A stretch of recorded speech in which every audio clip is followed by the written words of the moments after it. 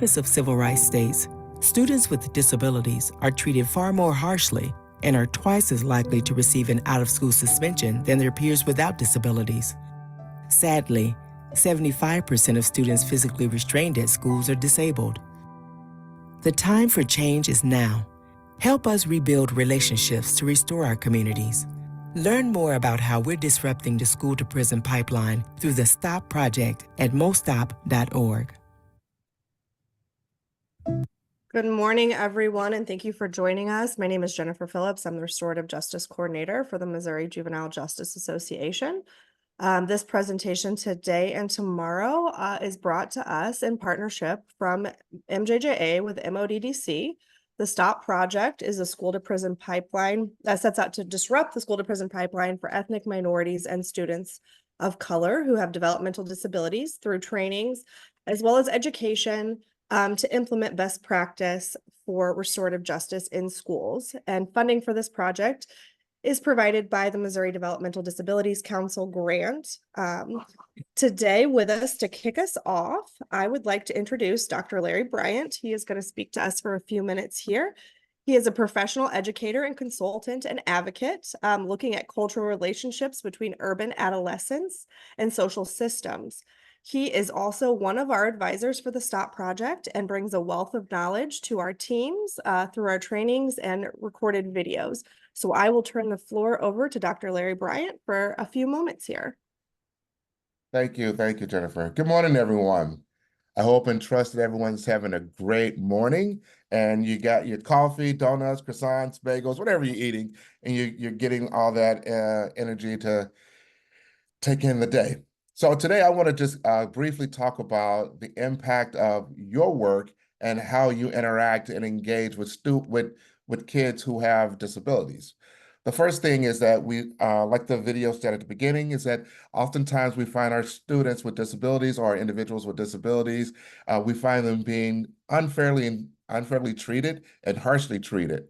Many reasons for this. One is that we don't have a very good understanding of the intersectionality of all the different cultures and subcultures that come together when we're working with someone who may have a disability.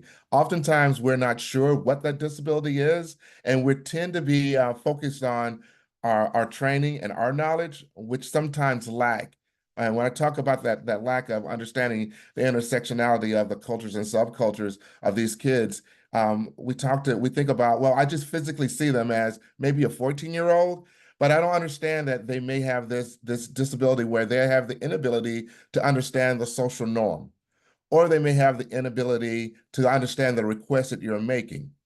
Oftentimes we talk at kids instead of with kids. So we have to make sure that we are moving toward our practice so that we are talking with the kids, because our role when we start to engage kids, regardless of if they have a disability or not, is to help and support, not to create, justice or follow this discipline or follow this policy. So I want to lead out by saying, so what are some of the things that we can do as adults when we begin to interact with kids?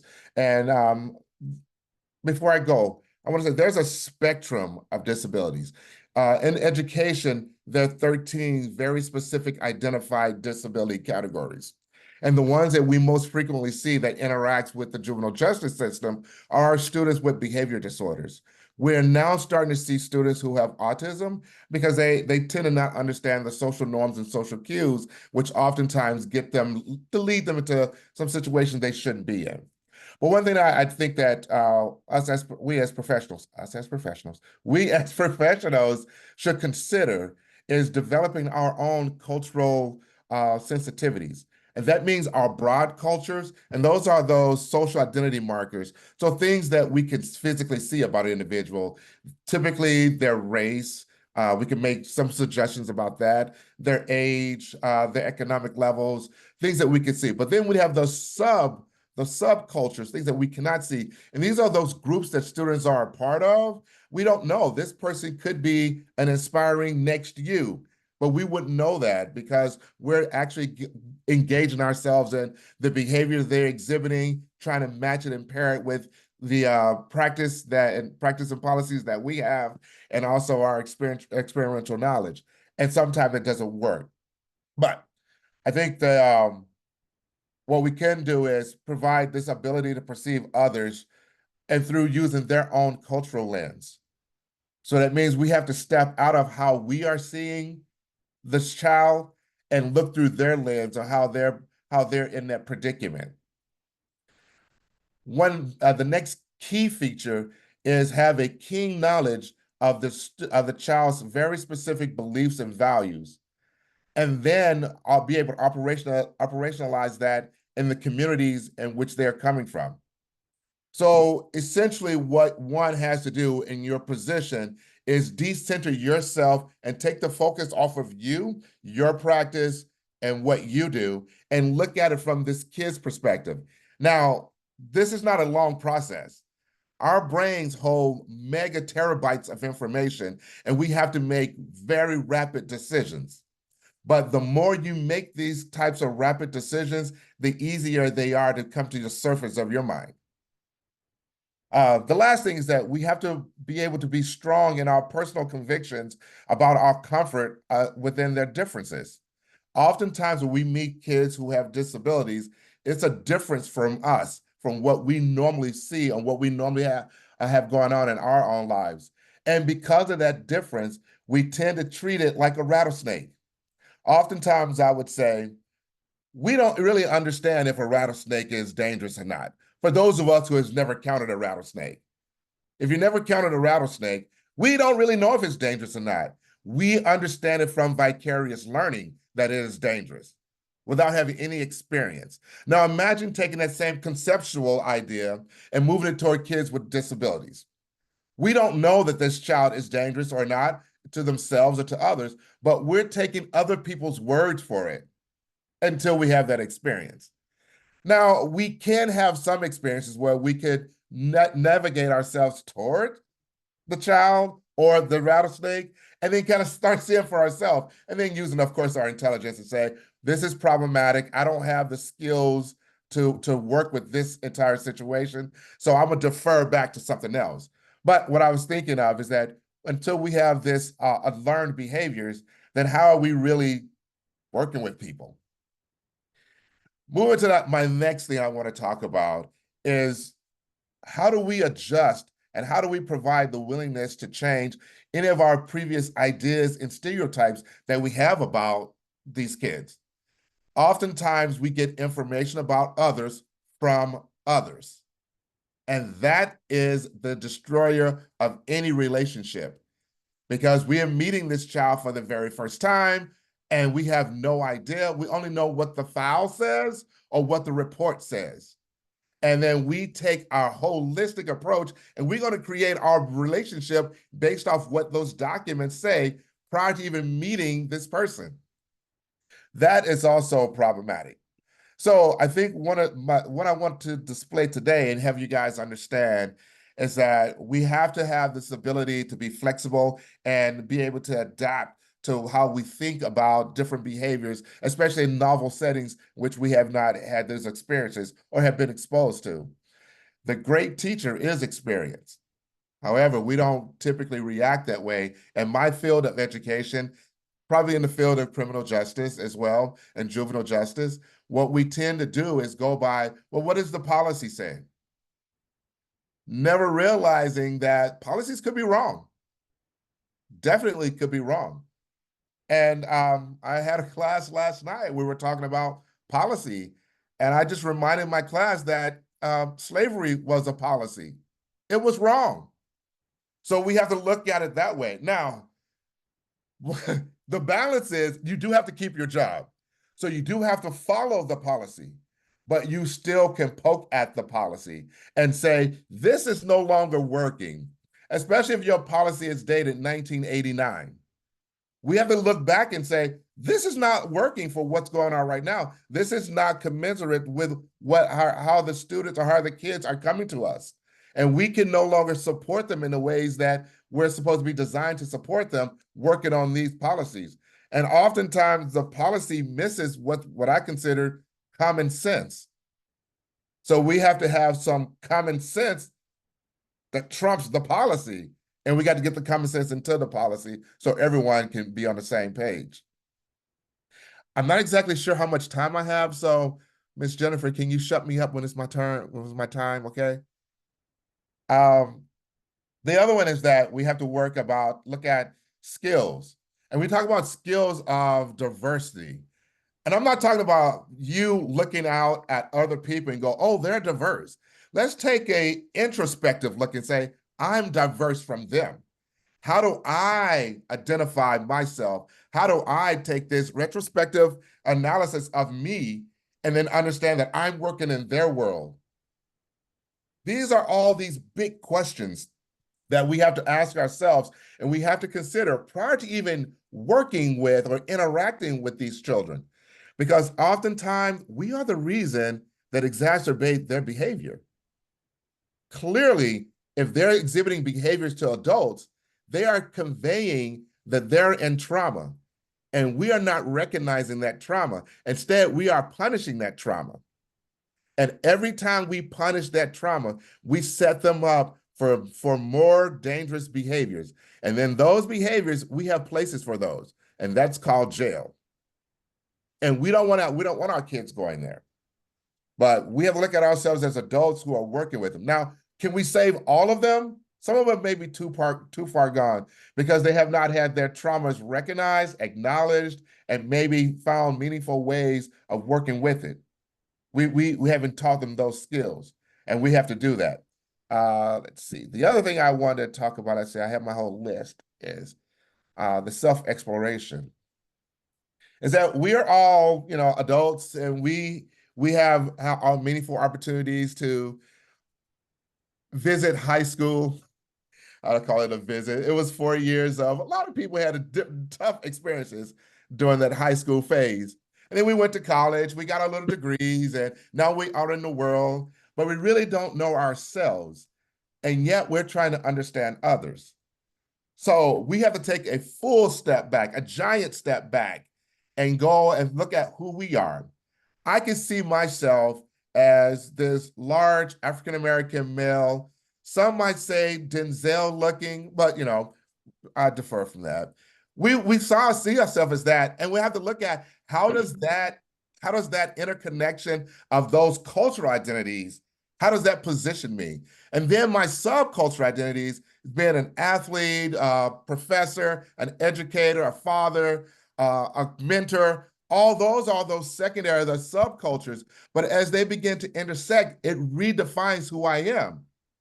And I have to understand all that those cultures and subcultures, when they intermingle or interconnect, it means something to other people. So when you look at yourselves, you do this introspective analysis of yourself. How are you coming across to other people? How do you come across to kids who may not understand all these cultures and subcultures and how they intermingle with each other to present you? The same way you understand that about yourself, you have to go in and understand that about the kids. They're coming with so many identities, not just the ones that we see or the ones that we read on the paper. And unless we can explore those, and it has to be quick and fast. So the quick and fast without talking to them are assumptions. And then you have to come up with your survey, 1 or 2 or 3 questions to get an abundance of information so that you can now have that to kind of tell you which direction you should go or which approach you should take. And oftentimes you will have folks that you encounter that you physically do not have the skills to help or support, but you have a network. As an adult, you have a network of individuals who you can transfer that person to, or you can seek information that's able to support them. Now, I don't know what your jobs are and things like that, but if your job say, this is the kid, you have to work with them, and you're saying, I don't have the skills, you still have to work with them, then you may have to say to yourself, Lord, I know I have this master's degree. They did not prepare me for this type of relationship. Now I need help. This is your internal monologue now. You go and you find what you need. This kid has severe autism and he's on the cognitive spectrum. Now you need to find someone who can help you with that. And then you re-engage. So you can disengage and let the kid know, I'm gonna pause this for a second because I need to go get some more skills so that I can better help you. And the last thing that I want to talk about is that what is our end goal? Our end goal is to have productive citizens. We want all of our children to be a part of upward mobility. We don't want them to be a liability to our society. We want to take them from their current place and move them forward, move them upward so that they are productive citizens in our society. So I think with that, I don't know if is that my time? It is, Dr. Okay, Bryant. that's what I figured. I didn't want it. So I can have, I don't know if that's my time for everything, but I'm open to taking questions, to field questions if Ms. J want to get them to me, or if we have time now. But that would be my morning message to you all. Perfect. Thank you so much. And we can also put those questions in the chat and revisit those. I do want to remind everyone that Dr. Bryant is our advisor. So his work is found on the moststop.org website, as well as within our teams that we're working with on STOP. Thank you for that presentation. I did love the takeaway of reminding ourselves to say that I am diverse from them versus the opposite of that. So we can carry the rest of our day with that philosophy. That will be a great start. I would also like to remind everybody that this is being recorded and it is post NCLE approved, but only on the live version, not the recording. So without further ado, I will go ahead and move on to our next presenter this morning. I do see him here with us. Duane Shumate is a graduate of the University of Missouri with a bachelor's degree in psychology, as well as a master's degree in education and counseling psychology with an emphasis in rehabilitation counseling. He is the president and managing partner of Elevations Consultant, LLC, with 30 years plus of experience in state government with vocational rehabilitation as the state coordinator for employment and community engagement with the Missouri Department of Mental Health Division of Developmental Disabilities. He is going to talk to us today about promoting empowerment through employment first. So without further ado, I will turn this over to Duane. Thank you, Jennifer. And just for quick housekeeping, I will be showing my own slides, right? Okay. All right. So it's great to be with you guys. As you could probably tell if you were on early, you could see I was messing with all kind of lighting. I'm actually in Topeka, Kansas today, getting ready to go to a Heartland Employment Conference at the state capitol here in Topeka. And I'm in a hotel room that's got windows on two sides, which is not conducive when trying to present on a virtual conference. So it took me a little bit of time to get the light hidden.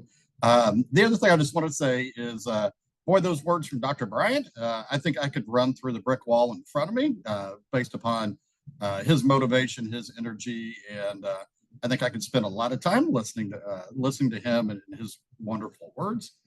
So today, what I am going to talk about is how to promote empowerment through employment.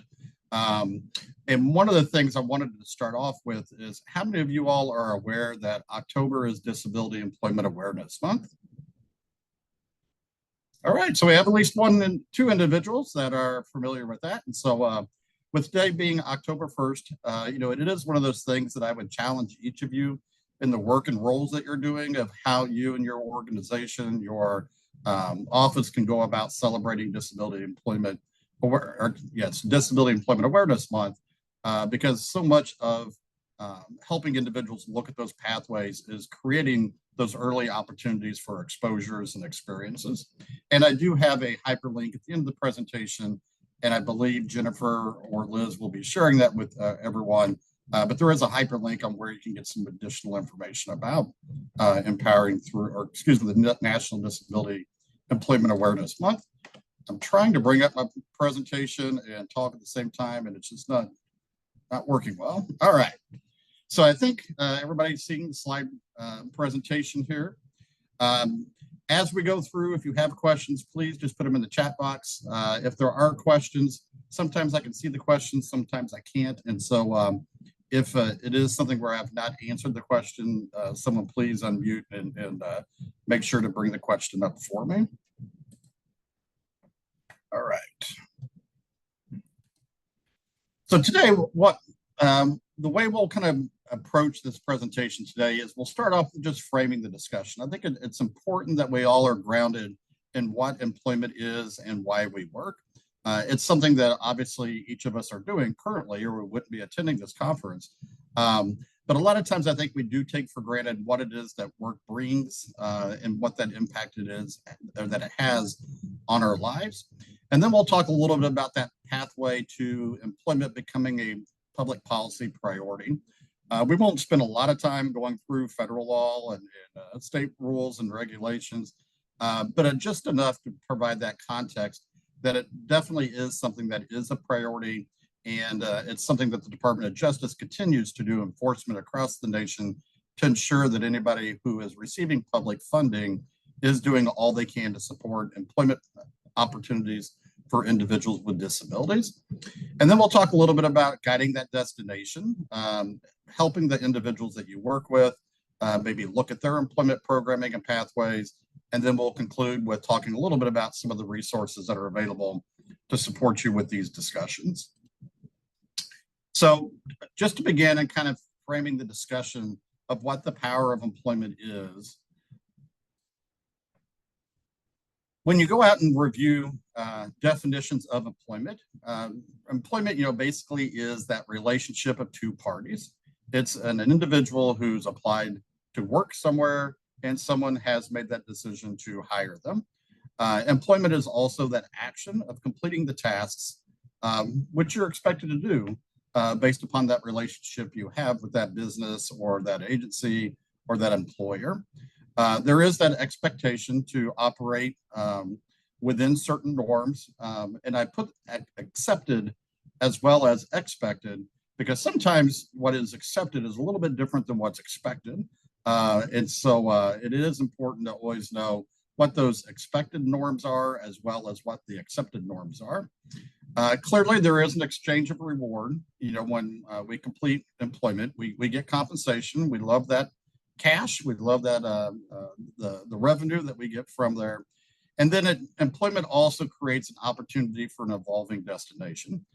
We have to start somewhere. I doubt that any of us on this call are in the same job that we began when we started our career pathway.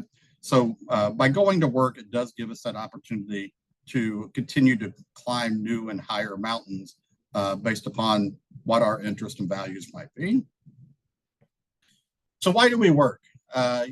Typically, if we were in person, I'd be asking this question of the audience and then, of course, sharing the slide after the question. But clearly, one of the primary motivators of work is the dollars. It is the money, it's the cash that it provides us and what that cash is able to do for us, whether it's enabling us to purchase things that we enjoy for our leisures and hobbies. Cash provides us the homes that we live in. It provides us the vehicles that we navigate, and it gives us that opportunity to interact with others within our community. A lot of individuals, one of the primary reasons for work is that social connection.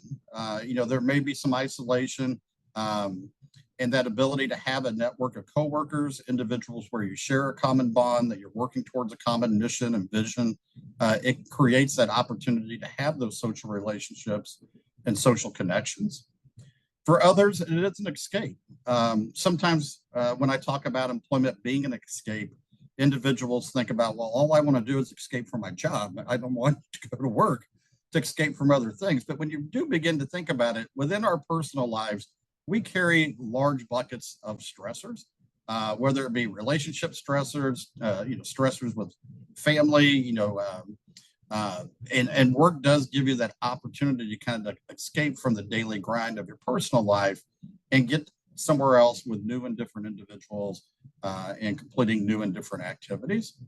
And then also, a lot of times individuals indicate the reason they work is that it is a bridge to their future. It's that bridge to new exciting pathways, new exciting careers, and it's also that opportunity to earn income and resources to be able to live comfortably towards the end of our lifespans. So those are kind of the quick down and dirty. But when we really do talk about work and employment, and when we begin to look at research, Employment is a very powerful activity. It does facilitate our access to so many of our wants, needs, and desires. Our mental health intersects with having that ability to be connected with our wants, needs, and desires. When we talk about employment, it really does give us purpose. It gives us confidence, it gives us esteem, and it gives us responsibility. Whenever you meet someone, typically the second question you ask is, what do you do or where do you work? First question is, what's your name? And then typically second is, what do you do or where do you work? We ask that before we ask if people are in a relationship. We ask that before if they have kids.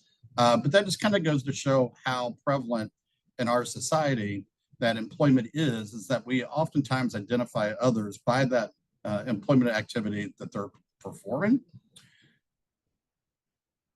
Also, as we talk about employment, it does give us that ability to improve our quality of lives and that ability to achieve future goals. As I was mentioning earlier, beyond just the money, it does give us that opportunity to really have a purposeful kind of waypoint and navigation as to what we're wanting to accomplish across the next 20, 25, 30, 35, 40 years of our life.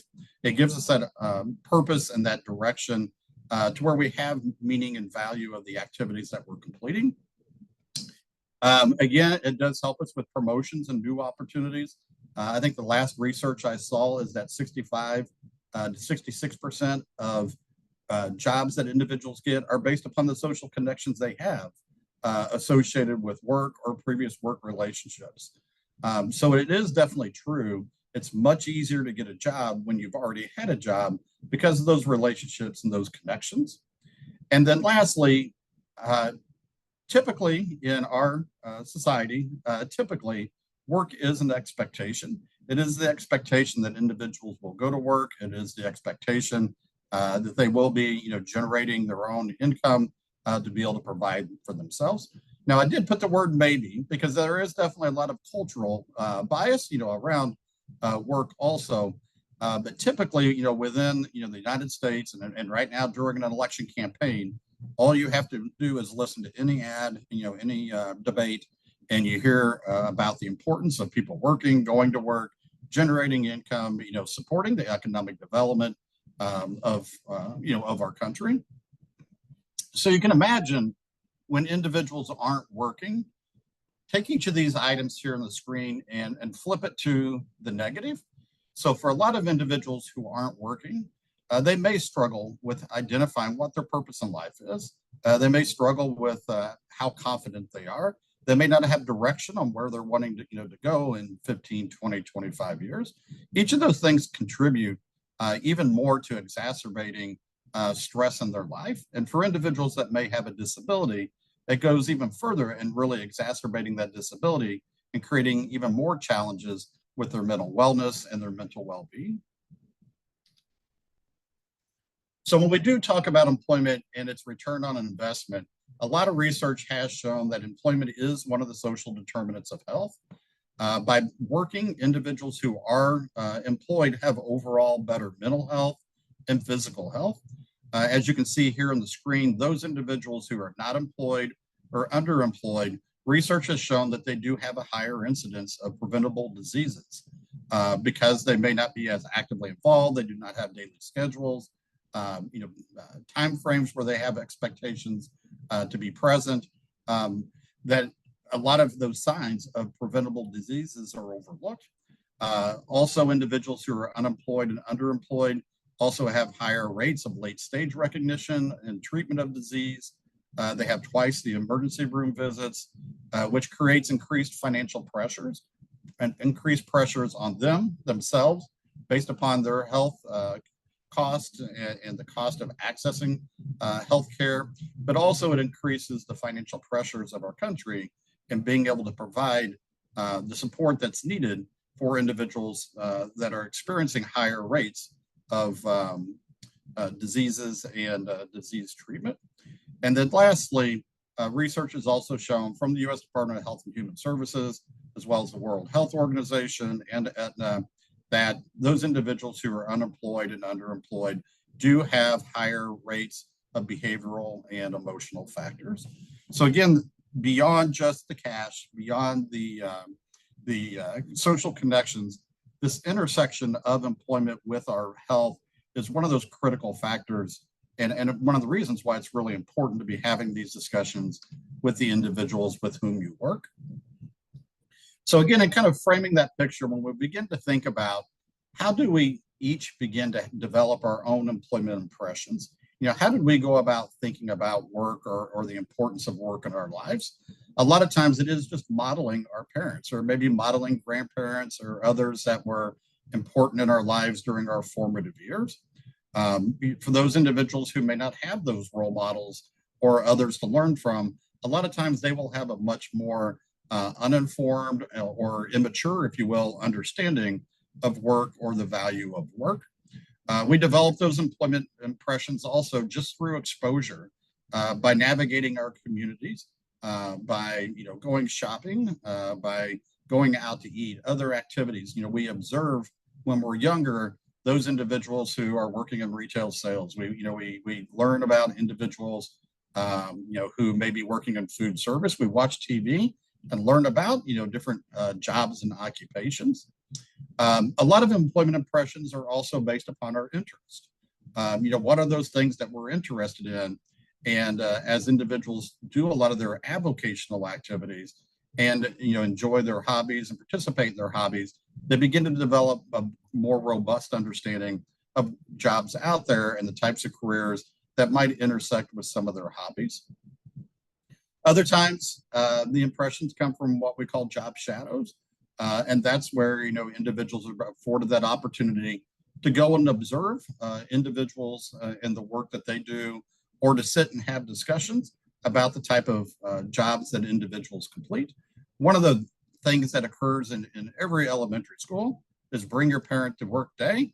And a lot of times that is not just about meeting individuals' parents or grandparents or other significant members in their life. It's also learning about what those parents do and what their careers are, to really begin to shape understanding of the world of work and the types of occupations that exist out there.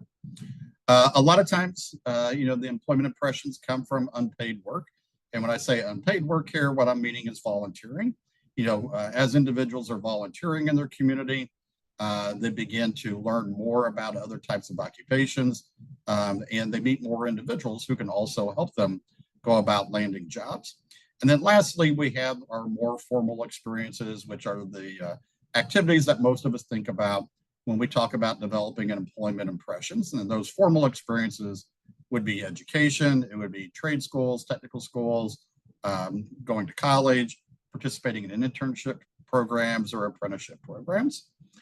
So those are each of those opportunities to create impressions that we've used in developing our own career pathway. But as you work with the individuals that you're supporting, look for those opportunities to create some of these impressions in their lives, so that they can begin to identify what type of career pathway they may or may not want to pursue, but at least they have a little bit more robust understanding of the world of work and the types of careers that exist. Okay, I'm gonna have to take a quick drink because I've been rambling for quite a while. So again, in framing the picture, I think it's always important to understand who is employed. And obviously today we're here to talk about individuals with disabilities, but as you can see, based upon the American Community Survey and state data info, which is information collected by the University of Massachusetts, Boston at the Institute for Community Inclusion, you can see that individuals with any disability are working at only about a 60% rate of those individuals without disabilities. And when we look at what that means when it comes to poverty, you can see that individuals with disabilities are twice as likely to live in poverty. And again, that stands to reason based upon the fact that if they're less employed, that they are going to have a higher rate of living within poverty. For those individuals with a cognitive disability, and so when we talk about individuals that may have a learning disability, attention deficit, hyperactivity disorders, the autism spectrum disabilities, the cognitive disabilities also is inclusive of intellectual and developmental disabilities. You can see that workforce participation rate drops even lower than when we're just talking about disability in general.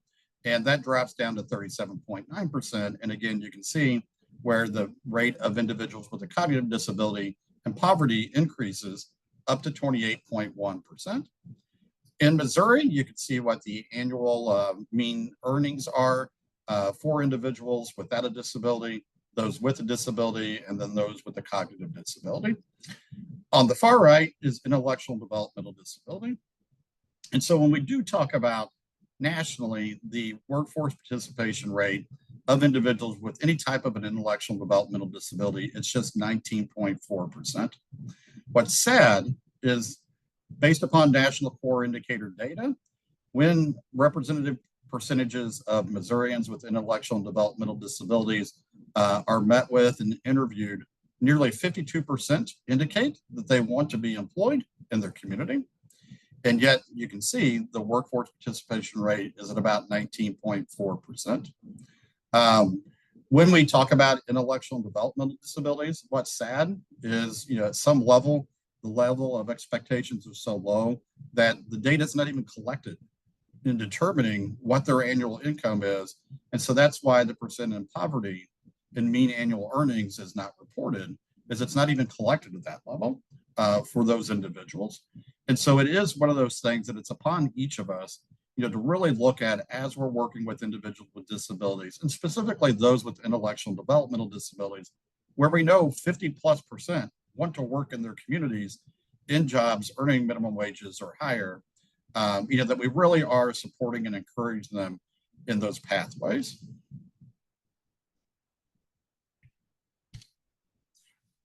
Okay, so now we're going to talk a little bit about the pathway to priority and employment first. I'm not for sure how many of you all have heard of the term of employment first, but employment first really is a public priority that, as we're working with individuals, that we first look at trying to get them employed in the community before looking at other programs and settings. I'm not going to go through this entire slide. That in and of itself would be a full day workshop, but I bring up this slide to let you know how much we have transformed over time when it comes to disability and the pursuit of employment. All the way up until the 1960s, there was the whole concept of eugenics, individuals with mental health diagnoses, individuals with intellectual and developmental disabilities, wayward teens. Each of those individuals would be institutionalized. It wasn't uncommon to be provided a frontal lobotomy. And it was just about simply caring for those individuals. For individuals with intellectual and developmental disabilities, it was not uncommon to end the life after birth because of the impact of that cognitive disability. That continued in our world up until the early 1920s, 1930s. And it's amazing to think that that's only been 100 years ago that we treated individuals with disabilities with that type of a mindset. Back in the 1930s is when Section 14C of the Fair Labor Standards Act passed. That is the federal law that enables individuals with disabilities to be paid sub-minimum wages. That law continues to this day. You may be familiar with those work settings. They're called sheltered workshops. There's about 92 of those settings throughout Missouri where individuals continue to be compensated based upon the number of activities they complete or the volume of the work that they complete. And if they're not working at a level greater than industry standard, then they're paid accordingly, which would be below minimum wages. 14 states have already eliminated that ability to pay individuals with disabilities sub-minimum wages. A lot of work is occurring federally to try and end that practice and the belief that all individuals, whether you have a disability or not, should have that ability to be compensated no differently than those individuals without disabilities. But as we talk about the history of disability, and we kind of move from the 1960s with a lot of the self-advocacy movements that occurred in California through the Rolling Quads protest, where individuals with disabilities, started blocking federal buildings. The whole affirmation of rights around community living, independent living, and employment was born. We get to 1972, and specifically for individuals with intellectual and developmental disabilities, they were still very much in large congregate care settings. In Missouri, you might know those as habilitation centers. Currently there still are a few habilitation centers in Missouri. The population of individuals with intellectual and developmental disabilities who reside there are less than 300 currently. But it was not uncommon for each state to have very large institutional settings where thousands and thousands of individuals with intellectual and developmental disabilities resided. Willowbrook was a kind of an infamous institution in the state of New York where Geraldo Rivera, yes, the very same Geraldo Rivera, as a young reporter, went in behind the doors and did a documentary of the treatment of individuals with intellectual and developmental disabilities. And it recorded images of individuals laying in beds in their own feces, covered with urine, individuals who were strapped to beds, individuals who were strapped to walls. And that expose on Willowbrook is what really began to push all of the disability laws forward.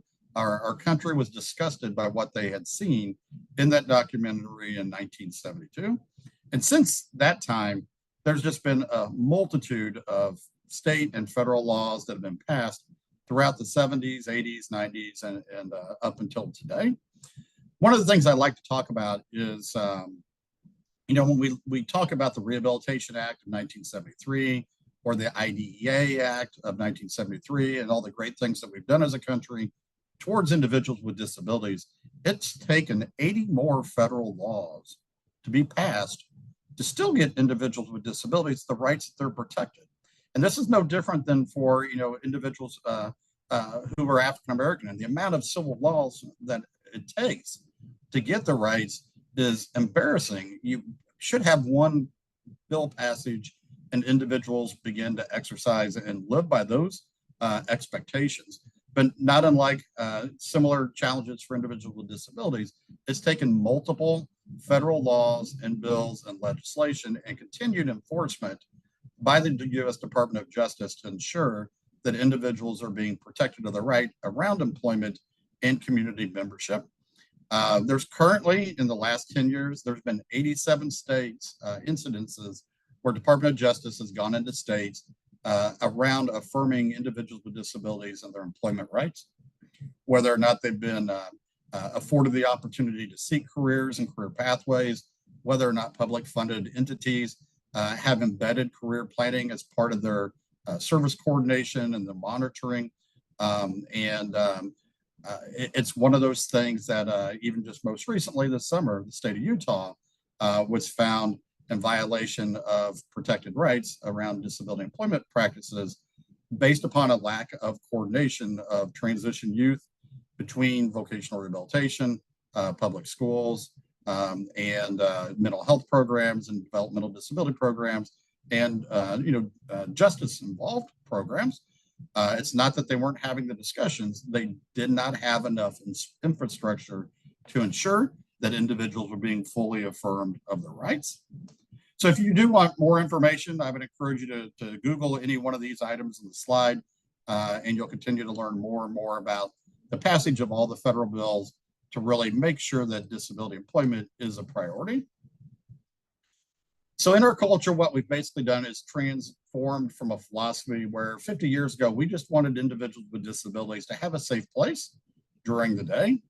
About 40 years ago in the 80s, it was when we really began to look at understanding that we needed to develop individual skills and their ability to live independently in the community. We started talking more and more about work within our country for individuals with disabilities, and we wanted to create places for individuals with disabilities to go. Over the last 30 years, especially with the passage of the Americans with Disabilities Act, it really was about supporting individuals to work in the community. So no longer did we want to create these large day programs or large shelter workshops or have individuals, with significant disabilities working in groups. It was, how do we help each individual have their own unique individual career path no differently than those without a disability?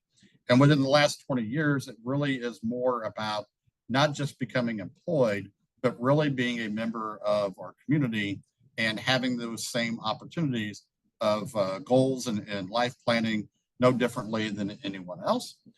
So the concept of really supporting individuals with disabilities is called Employment First, as I mentioned earlier. And when we look at self-advocates and the foundation of Employment First, the foundation is that too many people with disabilities do not have a job, and that it is unacceptable.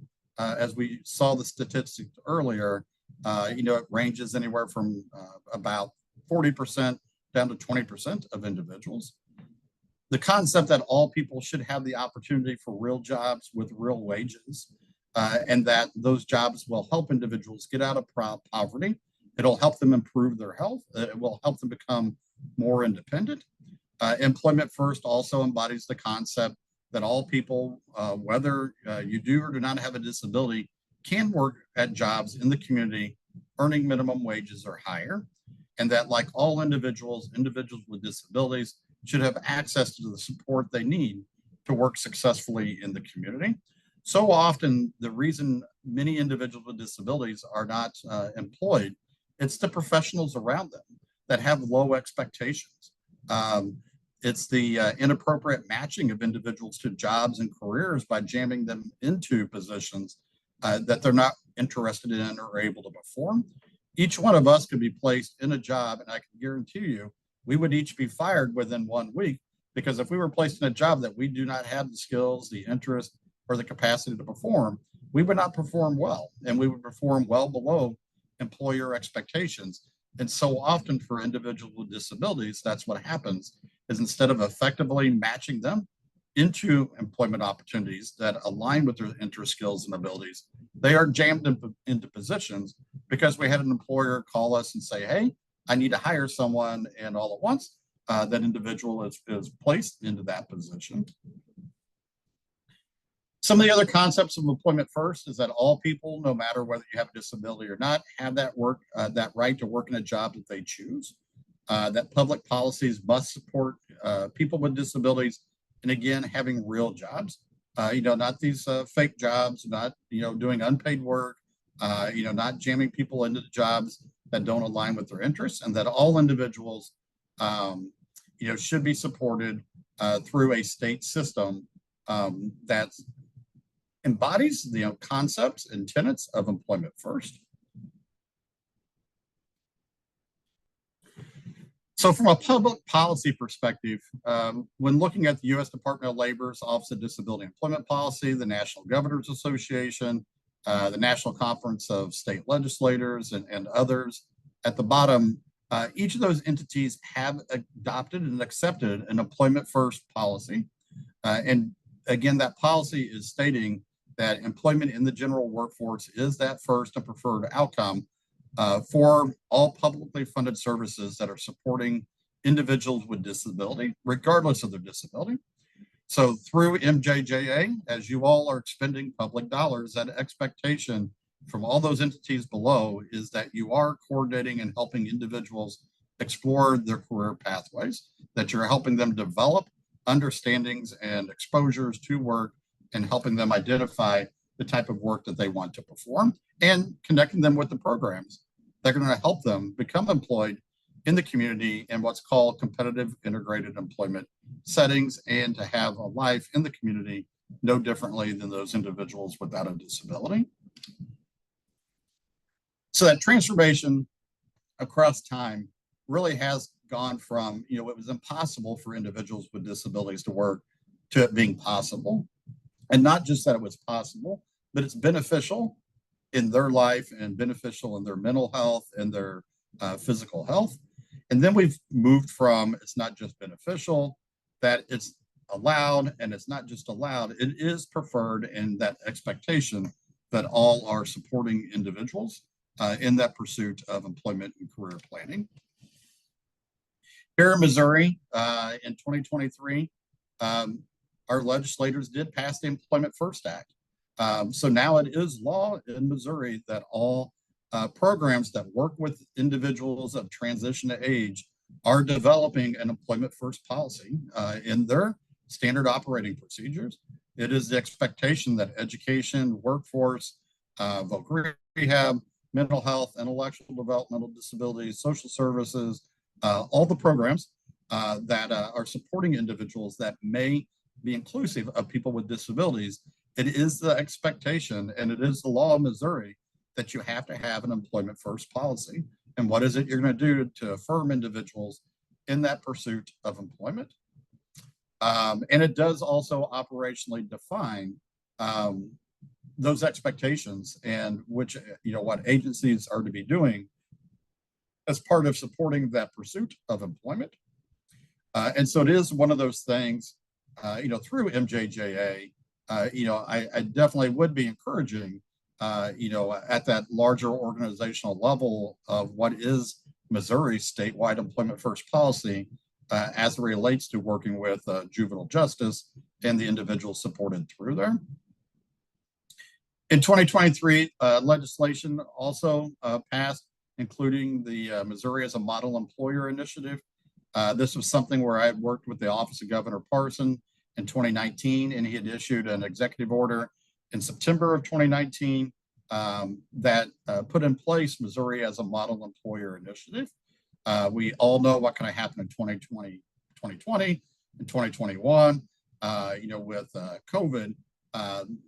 But eventually in 23, that executive order did become law in the passage of Missouri Senate Bill 45.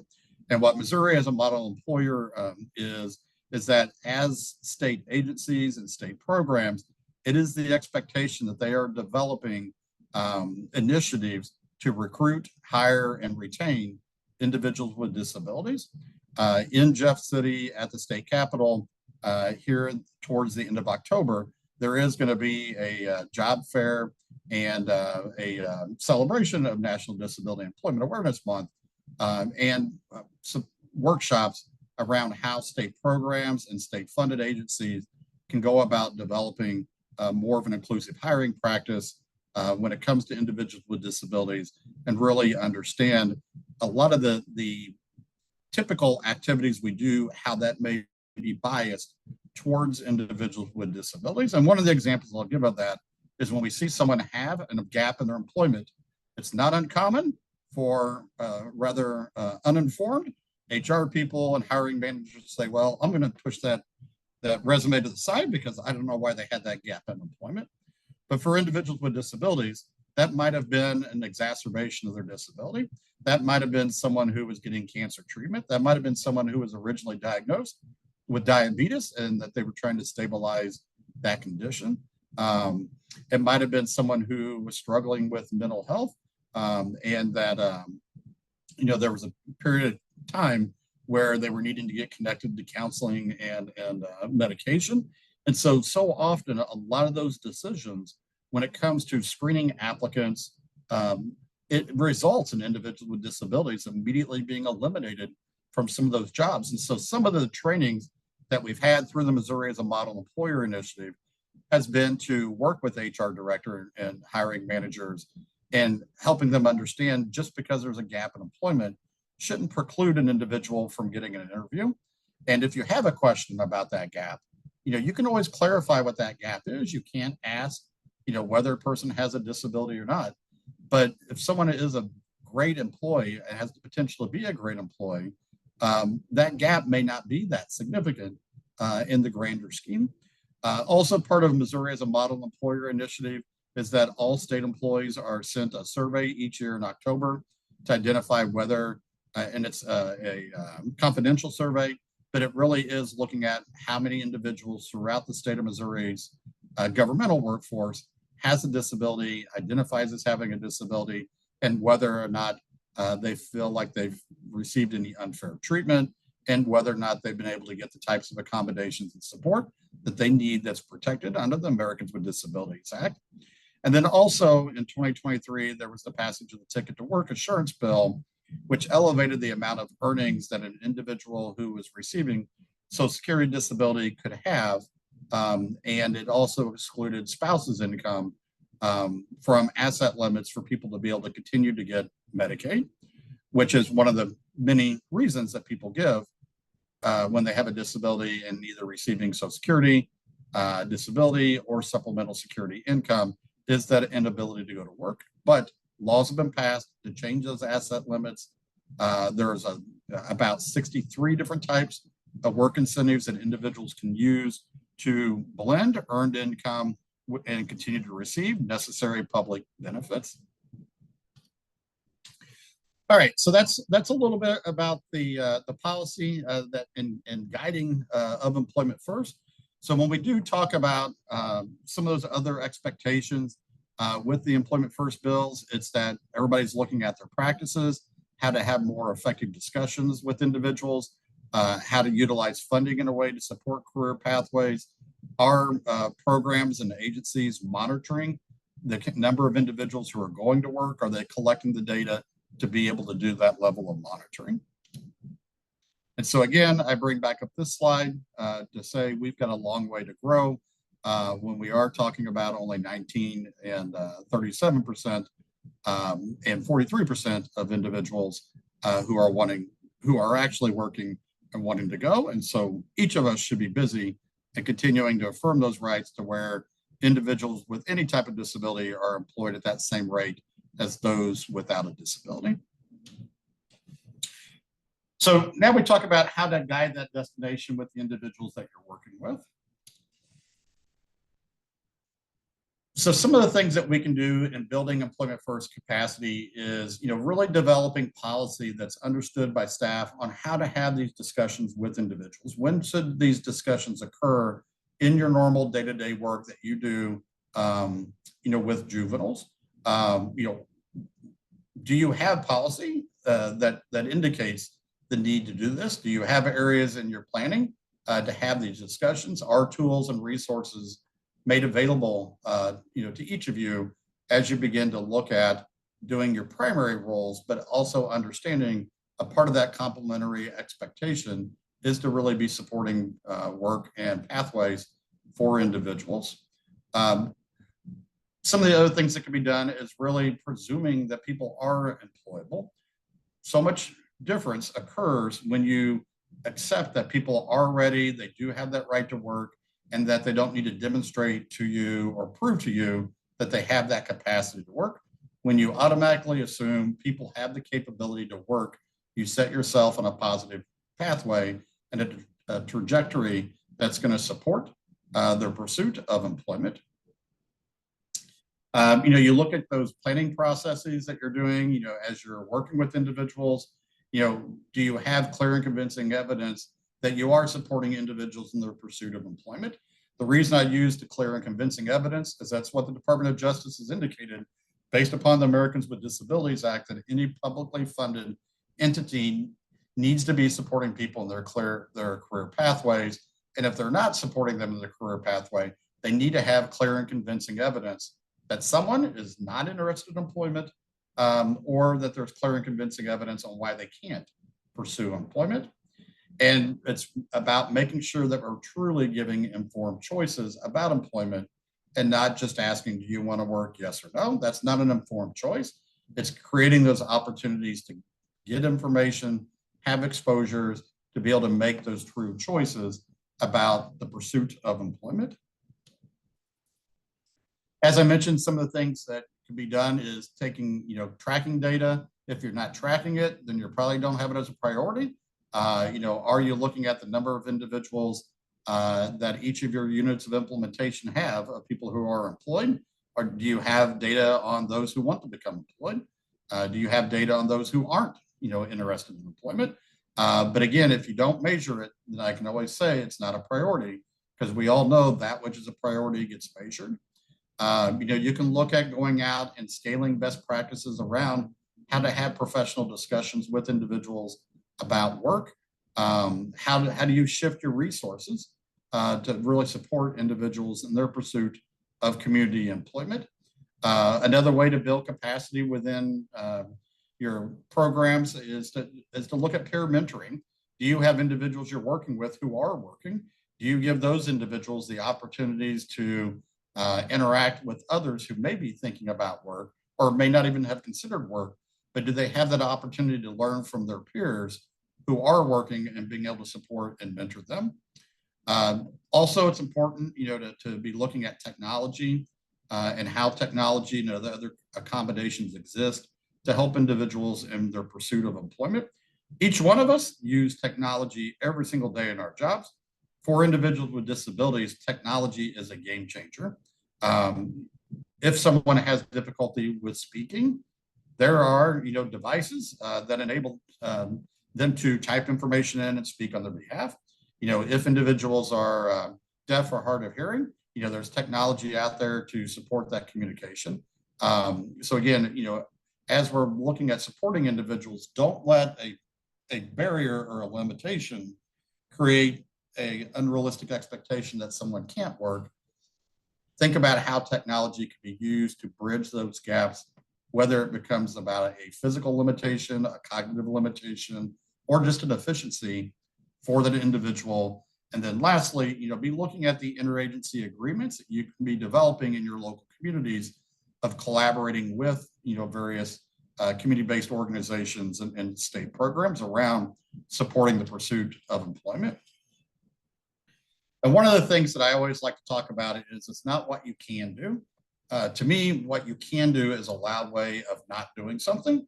What I always want to know is what will you do? Will is can with commitment. And so, challenge yourself to actually, be a champion of employment and supporting individuals that you work with disabilities and the pursuit of employment and employment pathways. Be an advocate around looking at your policies, your practices. Challenge yourself, challenge your peers, challenge those above you, to put in practice and policy to ensure that, all individuals are being supported and that ability to pursue employment. Check your attitudes and beliefs. Look at what your own attitudes and beliefs are, and are there ways and that you can grow, individually in the expectations that you have for individuals, and clearly empower all individuals. Empower each individual and their ability to pursue their own career pathway and to fully exercise all the rights and privileges that they're protected within their employment pathway and within their business community. So some of the quotes that I'd like to bring out is, the measure of intelligence is the ability to change. Just because it's not been a priority of employment in your programming, if it hasn't been, you can change it. It is that measure of intelligence, is that ability and that willingness to change. As Socrates said, the secret of change is to focus all of your energy, not on fighting the old, but on building the new. To really focus on new tops of mountains and what can we do to scale those mountains to get to those levels. Margaret Mead talked about a small group of thoughtful people could change the world. Indeed, it's the only thing that ever has. It's through advocacy. It's through individuals, regardless of disability, ethnicity, race, gender, sex. It's those individuals fighting for their own rights is what has changed the world. It's never been a group of legislators sitting in a white building in DC or Jeff City that has made the change. Those changes have always become because of the grassroots level of people advocating. And then, as Robert Hensel indicated, there is no greater disability in society than the inability to see a person as more. All right, so some of the resources to support you. So at your fingertips, one of the resources that I would encourage each of you all, if you're not familiar with, is to get familiar with Missouri Connections. MissouriConnections.org is a website that's out there. It's funded through the Missouri Department of Elementary Secondary Education. If individuals are in school, they each have a user ID and a password. They just need to connect with their guidance and counseling department or special education department to get that information. If they won't give that to you, you can always create a guest access and save that guest access. But in MissouriConnections.org, there's an ability for individuals to do some self-survey kind of career interest inventories. There's information about the different types of jobs that exist out there. You can watch videos about those jobs to where if someone's not familiar with what a job is, they can learn about it by watching a video. It talks about with those different careers, what type of education you need. And then you can also find what schools, if you require post-secondary education, what schools offer those certificates, degrees, and diplomas. And then it does also provide information about employment, job programs, but it also provides information about the expected wages for a variety of different careers, whether it's a career that's growing, whether the wage is increasing, or whether it's a career that's stagnant. So that MissouriConnections.org is something I would encourage each of you all, even if not for the people you're supporting, for your own children and grandchildren and everyone else, I would encourage you, to really look at MissouriConnections.org, because it's an incredibly powerful tool that so many Missourians are not familiar with. And again, like I said, you can get full site access for guest users just by using your city and zip code also. So again, MissouriConnections.org. Some of the things that you will see in MissouriConnections.org is it will talk about career pathways based upon one of kind of 6 occupational clusters. Nationally, this dates back to Donald Holland and Holland codes and research that was done in the 50s and 60s. All occupations fall into one of these 6 categories, whether it's realistic, investigative, artistic, social, enterprising, or conventional. And if it doesn't fall into one of those, then it's a blend of those occupations and categories. And so much is simply about asking individuals, do they want to do jobs where they're having to think more, or do they want to do things where they work with their hands and do activities? Are they someone who likes to have real structured work pattern and kind of organize things? Or do they want to be someone who's out there supporting and helping others? And so through these Holland codes, and if you look up Holland codes, and you will see a lot of the same stuff on MissouriConnections.org, it really is just helping individuals begin to have an understanding on what type of the things do you want to do. And as you're having career discussions with individuals, I always encourage people to use their ORs. And so when we talk about ORs, it's asking open-ended questions. What would it look like if you were to pursue a job? What types of things do you think you would need to learn more about? And so it's not asking questions in a yes, no of, do you want to go to work? Do you want to be a mechanic? It's asking that open-ended question of, what is it that excites you potentially about going to work? Why would you want to go to work? What would work do for you? So always make sure you are asking open-ended questions, and then affirm what you hear. So, build that confidence that it is possible for individuals. Affirm what you're hearing, affirm their ability to continue to pursue those paths. Always use reflective listening.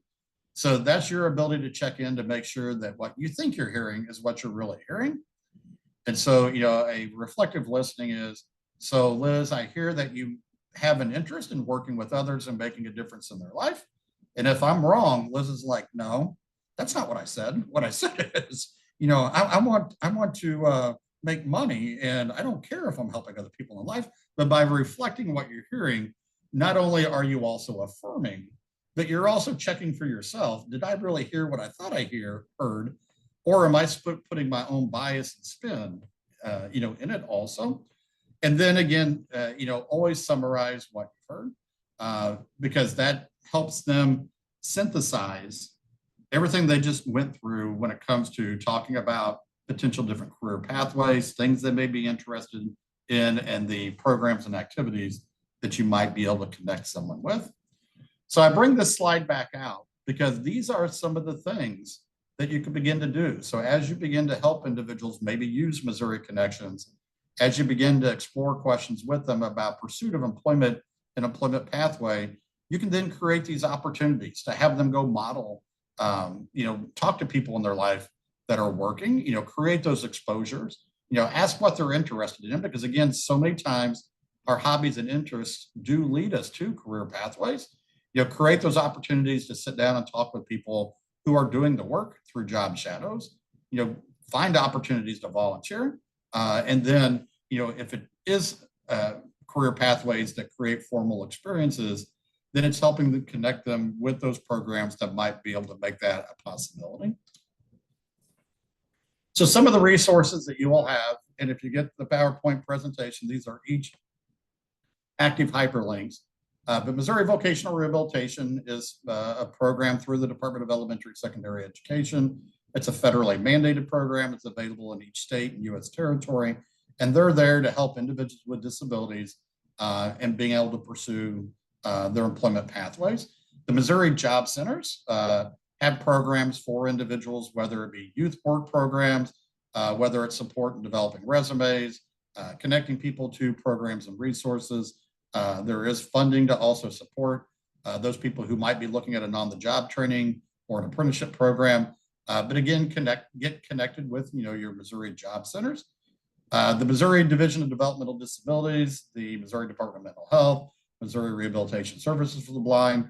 Each of those programs, are obviously working with individuals with a wide variety of disabilities, and each of those programs have staff specifically dedicated to developing policy, practice, and providing training, technical assistance, and supporting individuals in their pursuit of programming towards their employment outcomes. As I mentioned, the Missouri Disability Employment Awareness Month is having an event at the state capitol in a few weeks. If you click on that link or just Google Missouri Disability Employment Awareness Month, you'll see that the Office of Administration's Office of Equal Opportunity is the primary supporter of that program, and they have a multitude of program and resources that are available. And then nationally, through the National Disability Employment Awareness Month, they have a multitude of resources that you can access at no cost. You can go on there and they will send you posters to hang in your offices. They will have access to videos that you could be sharing individuals or watching as part of a staff meeting. All right, and I think I saw one chat, and I don't know if it was probably telling me to wrap it up or, okay, I don't see any specific questions. Are there any questions?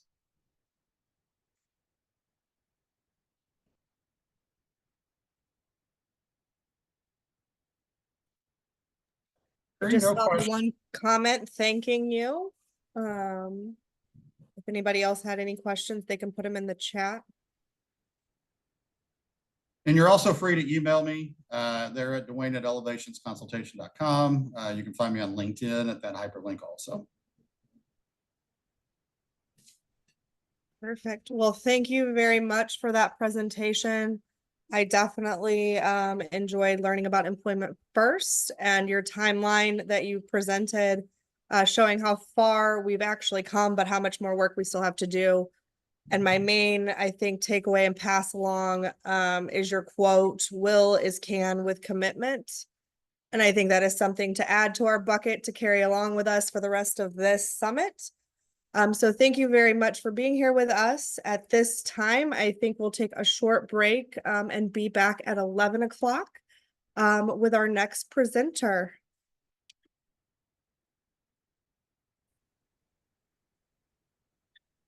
All right, welcome back everyone for our next session. It is my pleasure to introduce Mandy Nolan. Mandy comes to us from FACT, the Family Advocacy and Community Training. She is a community advocacy liaison there and certified educational advocate for that organization. And I will let her take it away with her first presentation on eligibility under IDEA. Thank you, Jennifer. Good morning, everyone. So what we're going to be talking about today is when you're looking at eligibility under IDEA and what that means precisely when you're working with students or individuals in that educational setting, as well if you're working with families, how to support them and kind of go through that process and to give you a better understanding of what law says, what the expectation is when we're coming to supporting families and children in these areas. So I want to first start off by saying I am not an attorney. The Family Advocacy and Community Training advocates have a lot of training and understanding in special education law, general education law, the laws surrounding that. We spend a lot of time researching and collecting that and gathering that data, but we are not at that level of attorney. So we will never provide that legal advice. When we're working with families, if it ever gets to a point where we feel there's a need for an attorney to be involved, we do share that information. And so we can always answer questions basic to the special education procedures and policies and district policies, but anything past that level when you're looking at litigation would go through an attorney.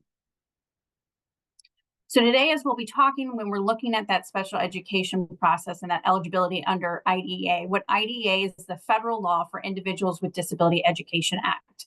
And that was developed to provide those supports for students and provide those protections for them. So we're looking at what that process is to get those evaluations started and look at that eligibility. I'm going to share some examples in a scenario of what families are seeing currently when they're pursuing that IEP, which is an individualized education plan support. And we're going to kind of look at some of those activities I've shared in the chat, the different handouts that I'll be going through and kind of talking about briefly in the presentation. But those are for you to have, to go through and utilize those. If you're working with students, if you're working with families, it's a great tool for you to utilize in that process. So in this scenario, I would love to see from maybe a raise of hands or just throwing something out there, just who has experienced or worked with either an individual or a family or personally through that educational process in the school systems. I know with myself, that was something that I dealt with a lot. There's a lot of struggles, and we believe that the districts always have the answers and they are the experts in this area, but it's helpful as us as parents, individuals supporting students going into this process, guardians, what that looks like so that you are more empowered to have those meaningful conversations when you're in those discussions.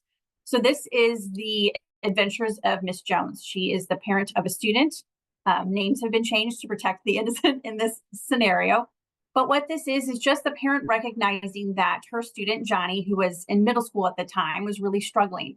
So she reached out to the teacher to kind of have that conversation. So we're going to kind of go through a slide and we're going to talk about what that process was for her. So in this, she reached out to the general education teacher, talking about her being concerned about Johnny's struggles in class, especially in that academic area, that she was really concerned and wanting to know, how do you get an IEP for a student if there are concerns and if he does have a learning disability? And so the teacher was just sharing, with this student, Johnny, he's extremely smart, so he won't qualify for an IEP. He's passing all of his classes. He's just not motivated, and he needs to be more respectful and pay attention in class. And parents hear this a lot. They're seeing their students struggle. They're seeing those grades where they're starting to fail. And it's kind of, she's doing that first part, is reaching out and having that conversation with the general education teacher. And in this, she's sharing, he's always getting sent out of class because of detentions. He's in and out of school for suspensions, and he's never in that classroom setting. So there's really a lot of concerns with that. And so the teacher sharing, if he would pay attention in class and he would stay in class and be less disruptive, that we wouldn't have that situation. And so the parents sharing here, what, I talked to Johnny's teacher, and he says that he does need an IEP for his behaviors, but we're also looking at, I have still that concern when looking at those learning disabilities.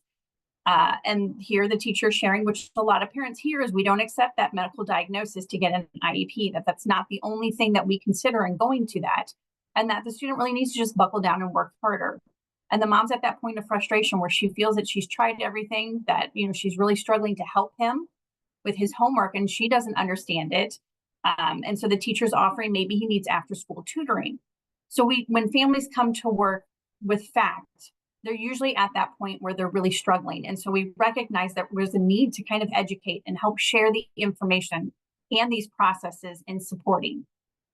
So every district has a responsibility that's called Child Find. And in Child Find, they're supposed to be looking and locating and evaluating children with disabilities that live in or attend within that school district's boundaries, regardless of the severity of that child's disability. And even for children who suspect of a disability and are in need of that special education, that they're advancing from grade to grade. But the thing that we need to kind of consider and think about when we're having those discussions is we don't know if a student meets the criteria or a disability criteria unless evaluations are completed. And that's one of the requirements when you're looking at the Individuals with Disability Education Act.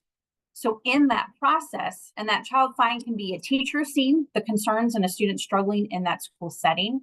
Perhaps it's a counselor that has worked with the student and has seen some of these consistent struggles and they're having conversations about it at school.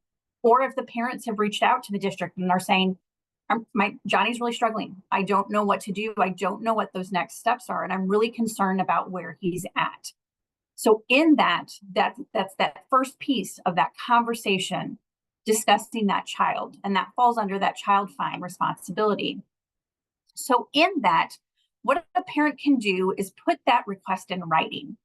And the reason we suggest and recommend doing that is because it creates a timeline.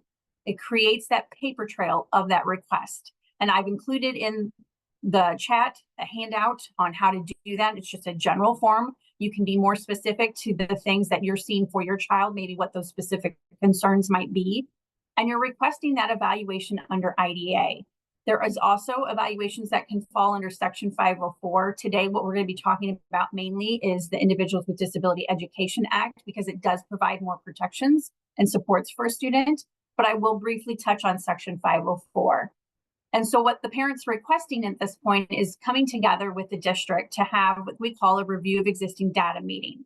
They love acronyms in school districts, so that's called a RED meeting. So you might have heard it called a RED meeting, and there's confusion in that. But what it is they're reviewing the existing data that they have on the student. So those are teachers coming together, administration coming together, any additional counselors or therapists that maybe are working with that child currently, to kind of sit down and have a conversation and gather the information in order to decide if we're going to evaluate. So when we put it in writing, that triggers then a 30-day response that we're waiting for then from the district. So what that does in that time is the district will gather that input. They might send out questionnaires to the parents to determine if they're suspecting a disability. They might request documentation showing if there is a medical diagnosis, what does that look like? And then we're kind of just deciding whether we're going to meet to discuss those concerns. Now, within that 30 days, the district has the right to say, you know what, we don't have enough information at this time to require an evaluation under IDEA. So in that 30 days, we're just waiting to see what that response is. That either, yeah, we're seeing some concerns and we need to come together to review that and talk more thoroughly about where we would evaluate and what our concerns are, or no, we don't, as a district, we're not seeing any concerns at this time and we're not going to evaluate. But that's why having that put in writing is so helpful for parents when you're looking at that discussion. So does anybody have any questions yet on just that process of requesting before I go on any further?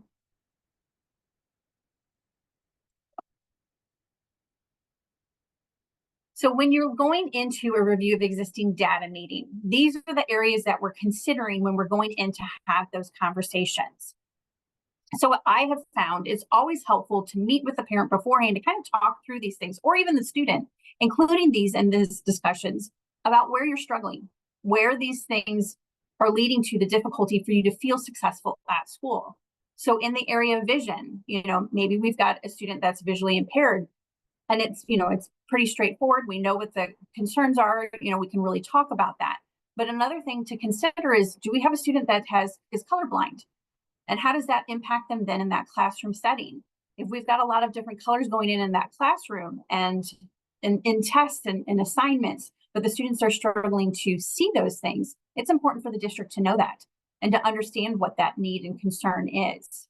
When you're looking at hearing, that can cover such a broad range of things. If we've got students that have had a lot of issues with their ears and that they've not passed all of their hearing screenings, and there's concerns that perhaps there's a conductive hearing loss for the student, it's important to have those discussions and kind of pull out what the student is struggling with, what parents are seeing those concerns in that area, and having a discussion then with the team at the table. What did the teachers see in the classroom as they're working with the student and interacting with them? How do they interact with peers in those when you're having those conversations? Under health and motor, it covers a large area. So when you're looking at health, that's any diagnosis the student might have. We're having a conversation about that. It might be the parent providing that letter from the doctor saying the student currently has these diagnoses.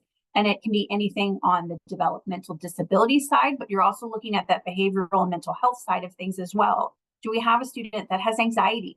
Maybe it's a social anxiety and they really struggle to just get into the building and attend that day because they're concerned about and struggling with that interaction. You're also looking at, when you're looking at motor skills, you're looking at not only gross motor and fine motor, but sensory concerns as well.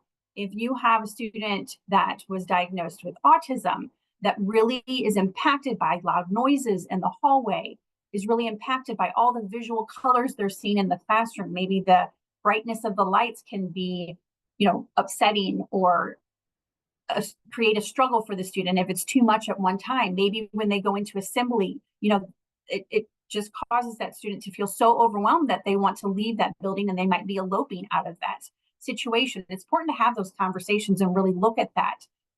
Sometimes that also includes those executive functioning skills. We've got a student that really struggles to break down multi-steps and, retain that information. So if they know they have to get out their assignment and they have to start in the first section and then they have to talk about that with their peers, are they able to follow all those steps in that classroom setting? What does it look like? What is the information the teacher shares in those conversations? Then we've got speech and language. So we're really looking at, are they able to pronunciate the set letter sounds? Are they able to consider that when you're looking at language, it covers multiple areas. It's not just the way they express themselves, but it's also that receptive language. How do they hear the information? How do they break that down and distinguish that information? But then also when you're looking at pragmatic skills, that's that social skills piece of it. How do they interact with peers? How do they communicate with others? What does that look like in that school setting? But we're also not just considering that school setting. It's how did that impact them in their lives as well? Then you've got the intellectual cognitive. So we're looking at those IQ scores and looking at to understand how does that student process that information and break that down? What is their processing speed in order to hear that information and turn around and give you a response? Is there a lag there? Is there something that we should be concerned about? Then those adaptive behaviors, those independent functions, are they able to have a clean backpack and know where to find everything? Or are they always losing things within that home, in their bedrooms or in school, if they're leaving things in the desk and it's really messy, or in their locker and they're struggling to find things, that can impact that. But also, are they able to go to the restroom by themselves, or do they need support in doing those things, navigating the class, the building, the steps and going through the building itself? Are they able to do that without adult support? How many times do they need redirection in order to handle those things? Then it comes to that social, emotional, behavioral side that again can cover the executive functioning skills. But maybe when we've got a student that has anxiety, how does that impact them? Are they able to sustain energy throughout the entire class? Are they able to, or do you see a student that's laying their head down and covering up because they're overwhelmed with the situation? Or as they start to panic, are they wanting to get up and walk out of the room? So it's having those conversations and this meeting. That's why it's so important for parents to be included in that conversation. But because there's so much information that we go through, it can be overwhelming. So we've developed handouts and they're shared in the chat as to how do we interact and how do we help parents prepare in those conversations, because it can be a lot. Then that academic achievement side is really looking at that academic side when we're talking about math and reading and writing and how that impacts that student, to look and see and to understand further. Do we have the signs that are shown to be what is needed for that specific learning disability? So are we really looking at that and navigating that, and do we gather that information? When you're looking at that post-secondary transition, it is how are they prepared? Are there goals that we are working on, for after school, that next step, that independent living? If they're wanting to attend college, are there any other goals or things that we need to cover and prepare that student for that next step? And then assistive technology, that can cover a lot of different areas. It can be something like paper with spaces on it in order for a student that struggles with that fine motor piece and really breaking that down and helping them learn how to space words out. It can be a screen for a student that's had a traumatic brain injury that, looking at the screen, which they do a lot throughout the day, can kind of trigger those headaches. So we're providing those screens to kind of cut out some of that blue light in there.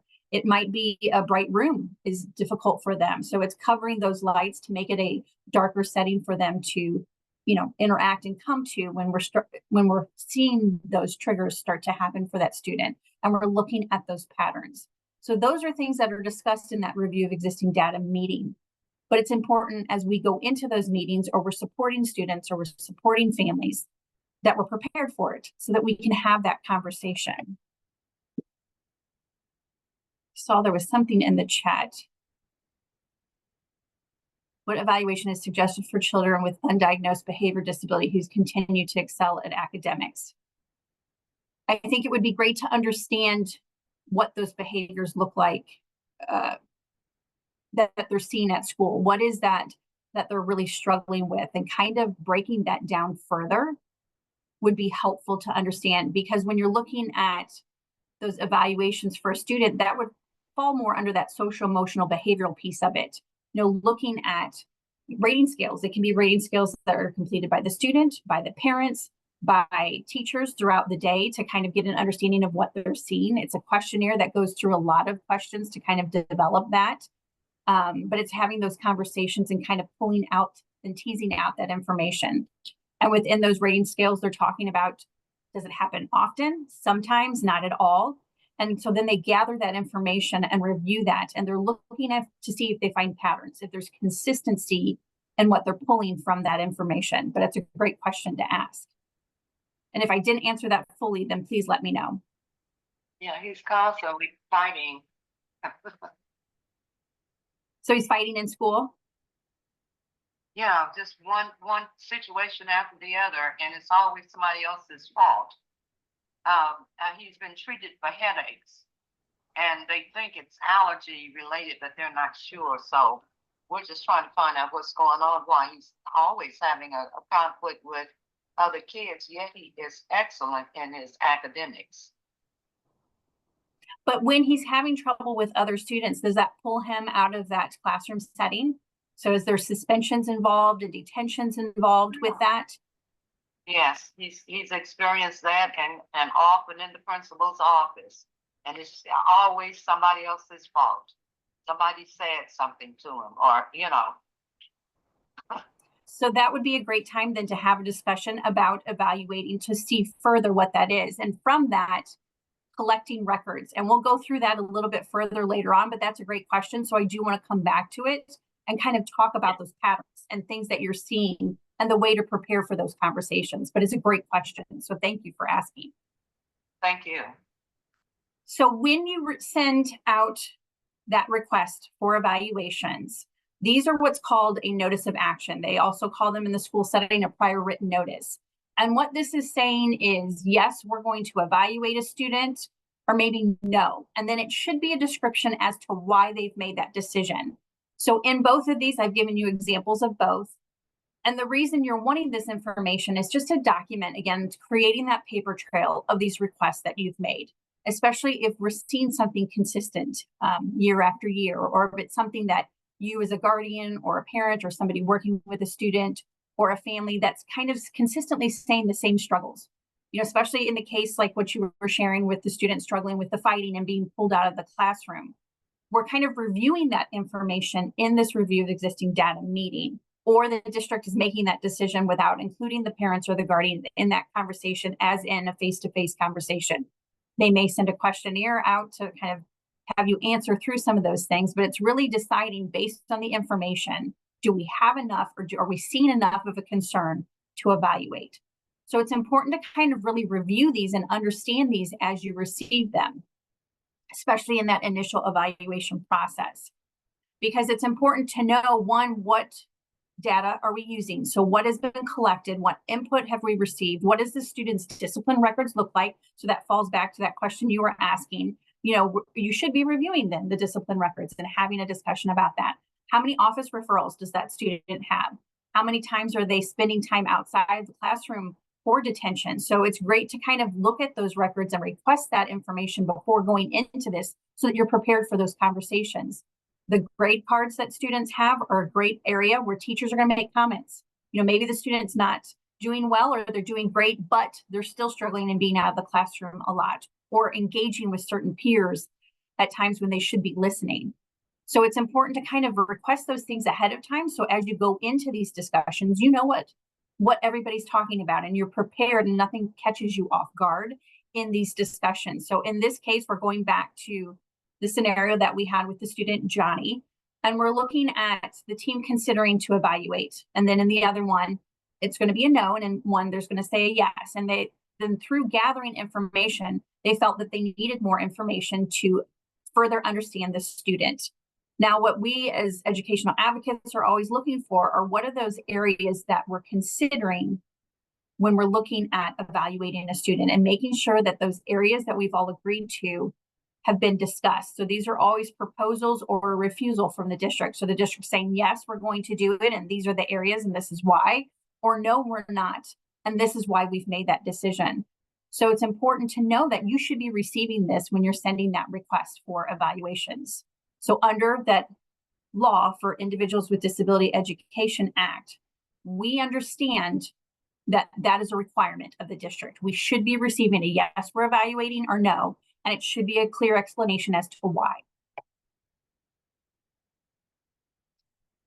So then if they decide that, yes, we're going to evaluate, we're looking at these areas. So maybe, and what we always say as educational advocates is we're looking at, and federal and state law says this as well, that we should be looking at all areas of concern, not if it's just something that maybe falls under a specific disability. So maybe we've got a student with autism and they have certain assessments that they always do for students that are eligible under autism. That's not how this process works. We should be looking at all of those areas. So if parents are sharing concerns about something specific and it doesn't fall under the normal eligibility criteria or considerations from a district for autism, we still need to make sure that we're gathering that information. So as we go through that process in this scenario, and again, I've put in copies in the chat, it's talking about the different areas they're going to evaluate and the different areas they're not, and why they're not going to evaluate, because it's important later on to understand that. But in this notice of action, they're saying, yes, we're going to evaluate. And then under federal and state law, so the Department of Elementary and Secondary Education has a state plan that says, this is the requirements, this is what the expectation is, and it should be completed. Those evaluations have to be completed within 60 days of the parents or guardian stating, yes, we want these evaluations done. So you go into this review of existing data meeting, you agree to evaluate. If the parents sign that day, that's when the 60 days start. If they want to take it home and review it and then sign, it's when it's turned in, when that documentation is provided to the district that, yes, they want evaluations. In the state of Missouri, most districts are going to fall within 45 calendar days instead of 60, which is okay. So they're just saying, hey, we're going to try and get this done within 45 days so that we're not waiting until that last minute to come together, especially if there were some additional areas that maybe we need to further evaluate. We want to kind of have that window open. And that's okay to do. So when you go through this process and you say, yes, we're going to evaluate, they're looking at 13 categories, and you can find those 13 categories in the link that I provided through the Department of Elementary and Secondary Education, which the acronym for that is DESE. So what we're looking at is in these different categories, we have to show or find from the evaluation, so the information that we've gathered in assessing the student, that adverse impact. Is it impacting their grades and their ability to be successful? When it came back to the question about discipline, is the student out of the classroom more than they're in the classroom? You know, are they outside of that regular education setting a majority of the day? Are there a lot of missing assignments that impact them? Yes, they might be extremely intelligent and they do well on their assignments, but they're not in the classroom setting with their peers. They're in suspension, whether it's in school or out of school, or they're in detention consistently. Maybe there's some concern. So we have to show that impact. So it has to adversely impact the student. But then the second piece of that is there a special education need? So is there a skill that that student doesn't have that has to be taught? And is that taught through special education or related services? And what related services can be any of the therapies. So occupational therapy, physical therapy, speech and language pathologists. So they're working on specific skills to help close some of those gaps that they're seeing in that school setting. And do we have to modify? Do we have to make changes in order for that student to gather that information and retain that information? And then especially if we're looking at a student that maybe's had a lot of behaviors and they're saying, you know what, the student is missing a lot of school because they're struggling to interact well with students, and we think that part of their day should be, virtual, and that they shouldn't be in that school setting all the time. Before we have those discussions, as an educational advocate, we're going to ask those questions. Then we need to evaluate and understand what's going on. We need to look at the big picture here, because whenever you're taking a student out of that regular education setting, we're removing them from what's called the least restrictive environment, which is LRE. So when we're removing them from that least restrictive environment, we need to have an understanding as to why. And if we make those decisions, then that should be made in what we call an eligibility determination meeting, which is an EDM. So as we've decided to evaluate, we've evaluated the student, we're coming back to review all of the information. These are the questions we're asking the team and we're talking about in this meeting. So it's important to know that. And as parents, guardians working with students, it's important to know that you can request drafts of that evaluation prior to going in, so that you can kind of review that and look at that prior. And they usually get it, about 2 days ahead of time if you're asking for it ahead of time. But it's important to know that so that you can kind of think about those questions that you want to ask and how do I prepare for these discussions. And then the reason I included the link is if you've got a student that just got diagnosed with autism, but they were saying in the review of existing data meeting, I don't know if we saw a lot of concerns. I don't know if there's a lot. It's important to know what the criteria is in those discussions in the eligibility determination meetings. So the reason that's why I've included that link is so that you can go through the 13 different areas and look at and understand what's discussed then. As you're looking at that, does the student hit that criteria in order to be found eligible? So does anybody have any questions about that eligibility determination meeting?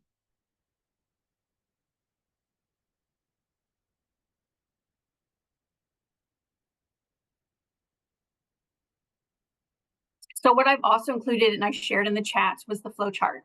So as you're looking at those 13 disability areas, it's kind of understanding what that process is and where that goes. And if they're found eligible, what's the process? The next step would then be going in to have an individualized education plan, that IEP developed for the student. And if no, there's some steps that you can take that can protect the student as well. If you still have concerns, maybe the parent and the district aren't in agreement in those discussions and you have some further concerns from the discussions that were shared, maybe in that meeting, it led to more questions. So maybe through that evaluation process, some of the evaluation results weren't clear. And, maybe the team shared that as they were assessing the student, they weren't able to collect this information because maybe the student was distracted by the noises out in the hallway or things going on, but they decided not to further evaluate. There are some things in place that can protect a parent and a student in those steps. So if we found through this process that we now have more questions than answers, what's that process? What does that look like in supporting the student?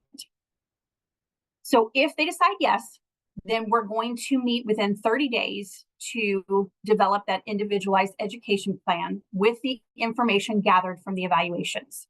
And everything that goes into that IEP is going to be based on the evaluation results.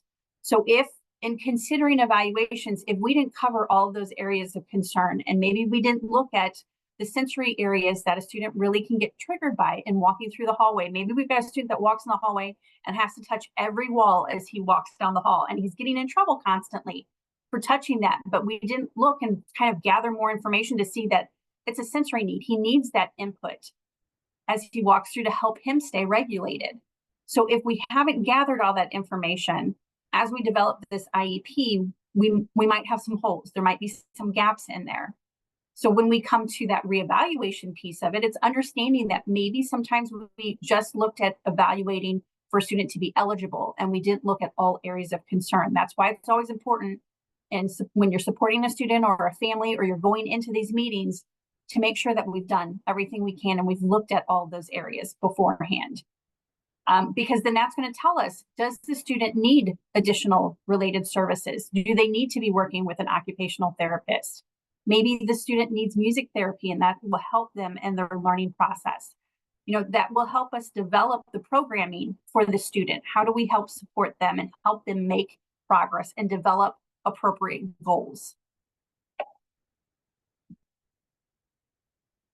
So if the process is a no, this is the steps that you can have, and this is what's available to a family. So they're called those procedural safeguards. It's what's in place to safeguard those discussions. So I've included in the chat a description of what independent educational evaluations are. So if we evaluated, if the district decided, yes, we need to evaluate, but we're not going to evaluate in all these areas that the parents had concern, but the evaluation, the parents feel led to more questions, the parents can request an independent educational evaluation, and that will be paid for by the district. There are stipulations within each district in their policies as to what is expected, what certifications an individual needs in order to provide evaluations. But I've included a sample letter to request, and then kind of what that process is in requesting that independent educational evaluation. At FACT, we work a lot with families in developing that. So if you ever have questions and you're saying, you know, I'm requesting that independent educational evaluation, what are some organizations that you've worked with in the past that have really developed great evaluations and results with recommendations, you can absolutely reach out to me with questions on that. Maybe as the district has come together with you and had those discussions and that eligibility determination, they're like, you know what, we need more information in this area. So that might trigger more reevaluations. They might say, let's take a little bit more time and kind of evaluate in some of these areas based on the discussion in that eligibility determination meeting. The other option then is that Section 504. So maybe they're not needing specialized instruction, but maybe we're needing to look at accommodating and modifying for that student in that classroom setting to have equal access. So when you're looking at Section 504, we're not teaching them a skill, but we're making sure that we're leveling the playing field for that student to have access, the same access that any student would have in that classroom setting. So that's what that Section 504 process is there for. At that point, then you can say, you know what, I'd like to have a discussion now and look at maybe from the information and what we've gathered in that evaluation process shows that maybe they don't need that specialized instruction. They don't need to be taught skills, but they do need some accommodations and modifications that then can lead into that Section 504 plan. The other part is maybe the parents requested in writing an evaluation and the district didn't get back to them for 45, 50 days. And then at that point, it was a no, but it was just a verbal no. The parent didn't get that prior written notice refusing it. That's considered a procedural violation, and the families can reach out to the Department of Elementary and Secondary Education and say, you know what, we need to file a complaint because some of these procedures were not followed, were not developed the appropriate way. And I have concerns and my child is impacted based on these processes. So that's what a child complaint is there to help with that process. Does anybody have any questions on independent educational evaluations or 504 plans before I go on to the next screen? All right. So in this, we're covering some of the tools and kind of looking at how can we support students and families that we might work with our own children. How do we support them in looking at this? So these are tools that as educational advocates, we utilize a lot.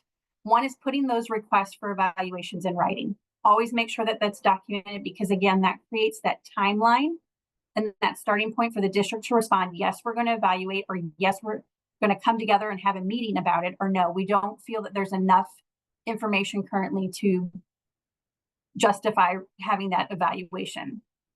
Then making sure that we have a full evaluation that first time around, that we're looking at all areas that we have concerns in, and that we're having those discussions in each of those areas in that meeting.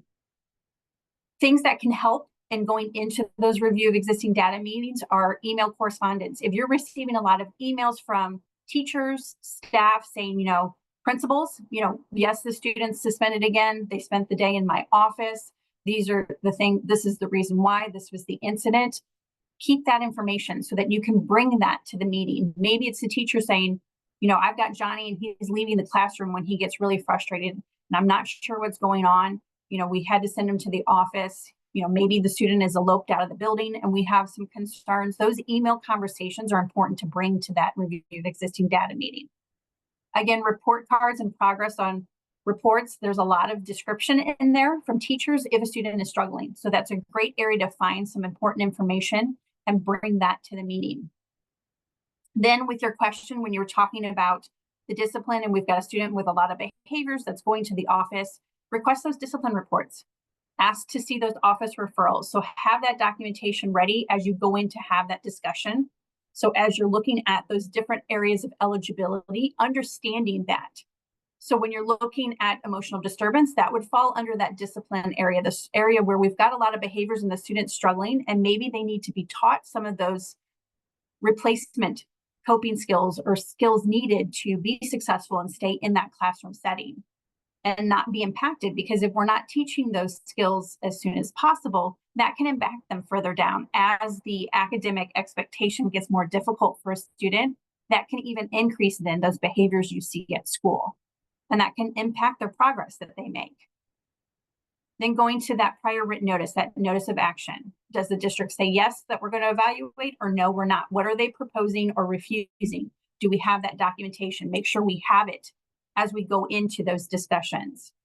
If from the evaluation after it's completed, it raises more questions, we have more concerns, you have a right to request that independent educational evaluation, and it's paid for by the district.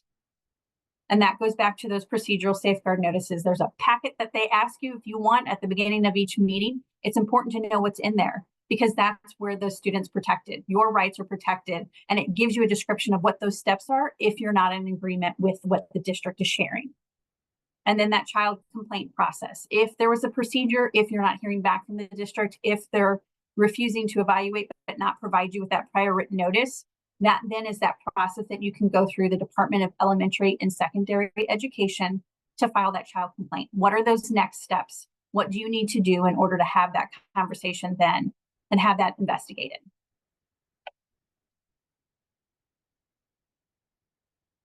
These are the links that we have for further guidance. I will include that in the chat as well as we go through those things.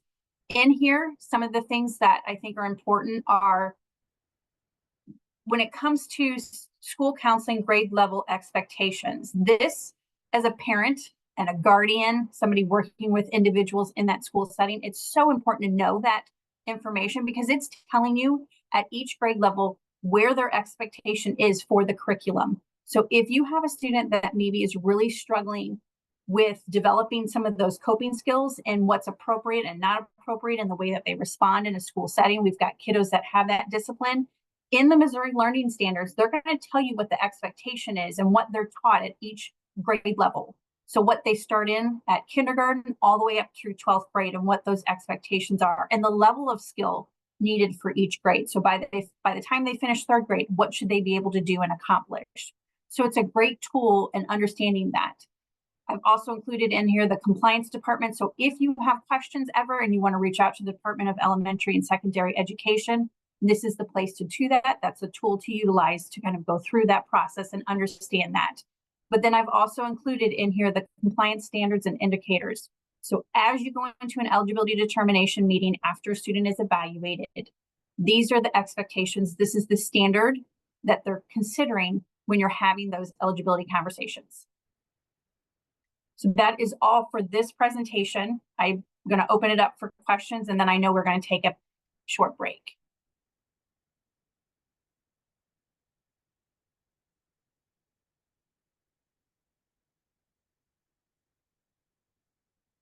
Juanita, did I answer your questions about the behavior and the discipline before we move further?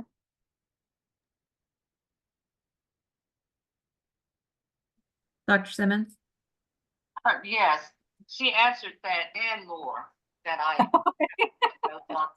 This is excellent. Well, good. Thank you so much. I appreciate it. And I've downloaded the handout too. So we're going to take, I think, what it was, a 10-minute break, and then we're going to come back and talk about, now that we've evaluated, then how do we participate in building an effective IEP?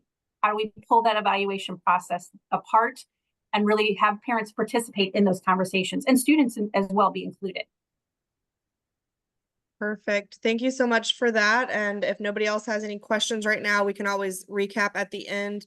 Go ahead and take a 10-minute break. Come back right at 10 till to continue the conversation.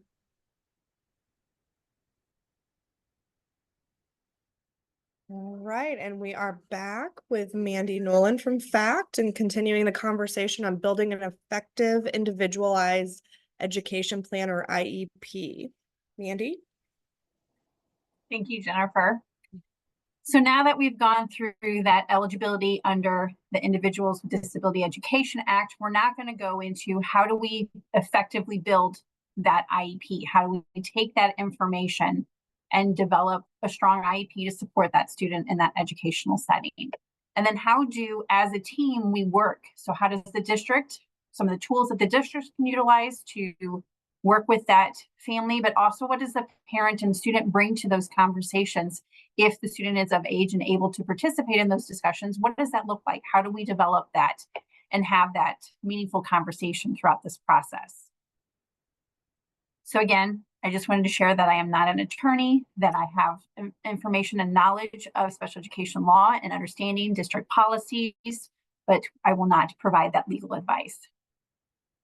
So in this, we're going to be talking about what are the regulations and how does that apply to developing that IEP when we're looking at IDEA and what that says, the purpose behind that, why it is so important in developing that individualized education plan. How can we help a student, family, ourselves prepare for those discussions? We're going to look at the different components of that IEP and break that down and explain why it's important to kind of understand that piece of it as we prepare that individualized education plan. And then I've included in the chat some of those activities, some of those forms that we utilize in having those conversations.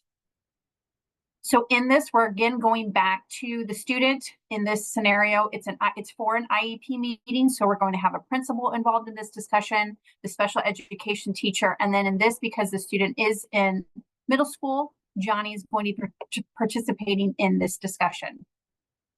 So in this, again, the case manager is the one that provides that specialized instruction. They're the case manager for this. They're the ones that have developed the draft that we'll be discussing in an IEP meeting. So she's just welcoming everybody and talking about the progress that Johnny, the student, is making, but that he is still getting in trouble with peers in the hallways and at lunch on a district side, and what an educational advocate would call this were those unstructured times. So that times where there might not be that adult support in those areas. And in this scenario, the principal has developed a no contact contract within the building that the students that don't get along, that they stay out of each other's way and that they don't communicate or have contact with each other, especially in those hallways and at lunchtime. And if they do, then that student will automatically be suspended. And in this, the student is advocating for himself. He's saying, I try to stay away from them. I try to avoid them, but they're coming up to me. And if I turn around and walk away, I'm going to look like a chicken. And I'm concerned with that, that triggers that need to protect myself. And again, in the scenario, this principal is saying, well, if you do that, you're going to be suspended. And so the mom's saying, well, what can be done to keep the other students away? How do we keep this, Johnny safe if he's sharing that these students are still coming up? And the principal says that everybody has signed that contract, that no contact contract, and that they're not going to discuss that any further.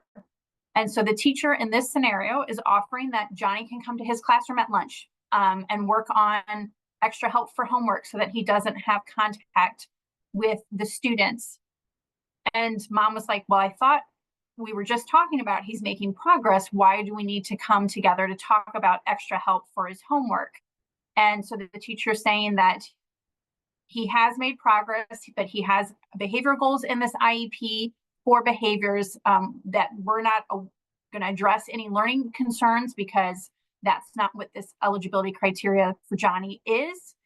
But the teacher saying, I know I do see Johnny struggling to break down those multi-step tasks, that he has to work with him a lot and that he is at risk of failing. So that's why he had offered that opportunity to teach him in that classroom setting. So you have a lot of conversation going on, but you also see a parent feeling like, well, how do we get that support? If we know that this is a need, if we know this is a struggle and he's still continuing, what can we do to provide that support? And so mom is asking, can he have an adult support? Can he have a para during those times to help him in math because he's missing a lot of that? Or is there another classroom setting that maybe he would be more successful in? And in this scenario, the special education teacher is saying, it's too restrictive to have adult support. And there's not a class that we have currently that will support his needs. And the principal sharing, he's in middle school. He needs to start learning these things. He won't have these supports in high school and on in college. So we really need to make sure that he does it himself.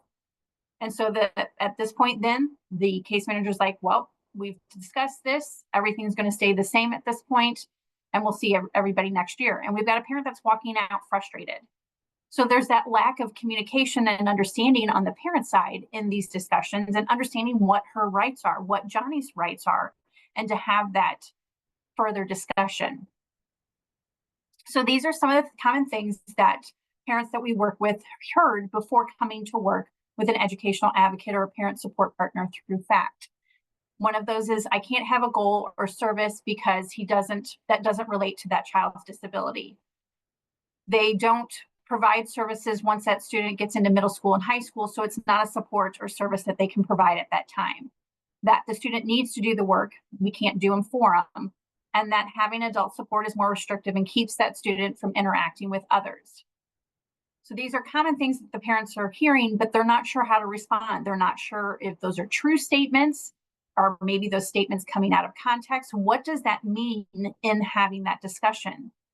So when we sit down and look at that, what I've included in here is, what does the Individuals with Disability Education Act say? So what does federal law state that we should be addressing in an individualized education plan? And that in this, we should be having annual goals, whether it's for academics or those functional skills. Maybe it's a skill that they need to develop in order to live independently, to interact with others, whatever that skill might be, but we should be meeting those needs. And it's something that is a result of the child's disability, and it's impacting them in being able to be involved and make progress in that educational curriculum. So we have to make sure that we're meeting those needs so that they are making progress. It's not something that we repeat year to year and we don't address, that we should be having those conversations. And if we don't have enough information from the evaluations completed, that maybe that's a conversation we should have first in talking about that, because we should be meeting the child's other educational needs as well. So whether that is something that's academic, if it's something that maybe doesn't fall under that eligibility criteria, what does that look like? How do we help support them? What do we recognize as a need? Because here the parents sharing that concern. We had the teacher, the general education teacher, saying, you know what, he does struggle to break down those multi-step tasks. So that there is saying that they do see a concern. So when we look at that specialized instruction and those related services, and we're looking at those supplementary aids that can be provided for that student in order to advance appropriately, we have to make sure that we're having those conversations, and that that student needs to have progress in that general education curriculum. It's not a curriculum that's just created to kind of help get them through, but we're actually utilizing that general education curriculum according to what has been established. But then that's also participating in extracurricular and non-academic activities. If we've got a student that wants to go to prom, but they need adult support in navigating maybe the hallways and lunch where it's unstructured and there's not as much adult support, we need to be having those conversations, because although it might not be academic, it's absolutely something that they might need support in so that they can participate and they can have those opportunities to interact with peers. And that they're not only educated with individuals with other disabilities, but that we're looking at how they interact with everybody. Whether there's a disability or they're a non-disabled student, they should have that opportunity to interact with everyone. Because that sometimes we have found through research that they make more progress when we're providing more expectations. If we have a greater expectation for that student, if we have more challenging goals, they're going to make progress. They're going to come up and meet those needs. But we have to have the information from the evaluations to determine that and have that conversation. That's why it's so important to make sure we're looking at all areas of concern. So when IDEA was developed, it was to ensure that all students with disabilities have available to them that free, appropriate public education. Here's an acronym again, FAPE, in the least restrictive environment, LRE. What that means is that they have the ability to be with non-disabled peers and not be segregated. So we need to make sure that we're doing that at every opportunity, that they're in the school that is closest to their home, and that they're making progress year to year, that it's not something where we're not seeing a student making progress, because then that tells us that IEP is not developed appropriately. So they should be making progress in that general education curriculum, and we are preparing them to be equal members of society, not just in the areas of academics. We need to be looking at further training and education for employment needs, to live independently, to participate in their community. So we're not just responsible for academics. We're looking at all those functional areas of life. So when it comes to that IEP meeting, it's important to know who are the required team members in that discussion. And parents are a required member. They know that child best, so their participation is important. You are an equal member of that conversation, and it's important for parents to understand that. The local education agency representative is going to be somebody making the decision on resources. That's usually administration, whether that's an assistant principal, the principal, it's somebody in that school setting that makes those decisions for the resources that are available within the district. And it's usually going to be somebody from the administration side. You might even hear somebody refer to them as the LEA, because again, we love our acronyms, but that's what that is. It's a local educational agency representative. Then the special education teacher who's providing that specialized instruction, that's considered the case manager at that point. When you look at related services, again, that's whoever's helping that student benefit from specialized instruction and access to the school environment. That can be occupational therapy, that can be physical therapy, speech and language pathologist, a music therapist. It can be a social worker, it can be the counselor, whoever's providing them additional supports. Then that regular education teacher, they're going to be providing information on the classroom settings, the curriculum expectation. It's important to have them in those discussions so that you understand that as you develop goals, is this appropriate to close those gaps for a student? Maybe we're looking at a second grader, and as a student goes into third grade, that academic expectation increases. The academic rigor is harder, and as they get into third grade. So we're having those discussions. As the student finishes second grade, are they prepared for those expectations? How do we close those gaps? If we're looking at and we're having a discussion in fourth grade, and we know that middle school is coming up, are they going to be able to navigate the hallways and transition to all those classes? Are they prepared for those types of things? Are we having those discussions? That's where a regular education teacher can provide some great insight as to what that expectation is. What will the curriculum look like? Can this goal be done in that classroom setting? Then the person who interprets the results, that's going to be that information that's taking the information from the evaluations and can interpret that and discuss that. What are those recommendations that they have based on the evaluations? And that's going to come from different individuals based on that, especially if it's an initial IEP meeting. So they just got eligibility under IDEA. We have found that they need this support. It's important to have that person in there and really pull the important information from that evaluation to develop that IEP. These next two are, it depends on ages. So with the student, they're required to be invited at the age of 16. I've seen students, we have had students, my own kids, both have IEPs. They were in those discussions in elementary school. And fifth grade was kind of when we started, and then into middle school. They weren't there for the whole IEP meeting, but in the beginning, they just came in and shared their strengths. It was that opportunity for them to engage with the team and participate, because this supports them throughout that process. This is something that's there to help them utilize those skills and develop those skills. So I always have found it's so helpful to have that student voice in those discussions. So my kiddos started out with sharing their strengths. What did I do well in school? And then maybe even what are some of those areas that they struggle with or that they have questions and they don't feel confident in, and then they would go back to class. But it's just kind of starting to introduce those conversations.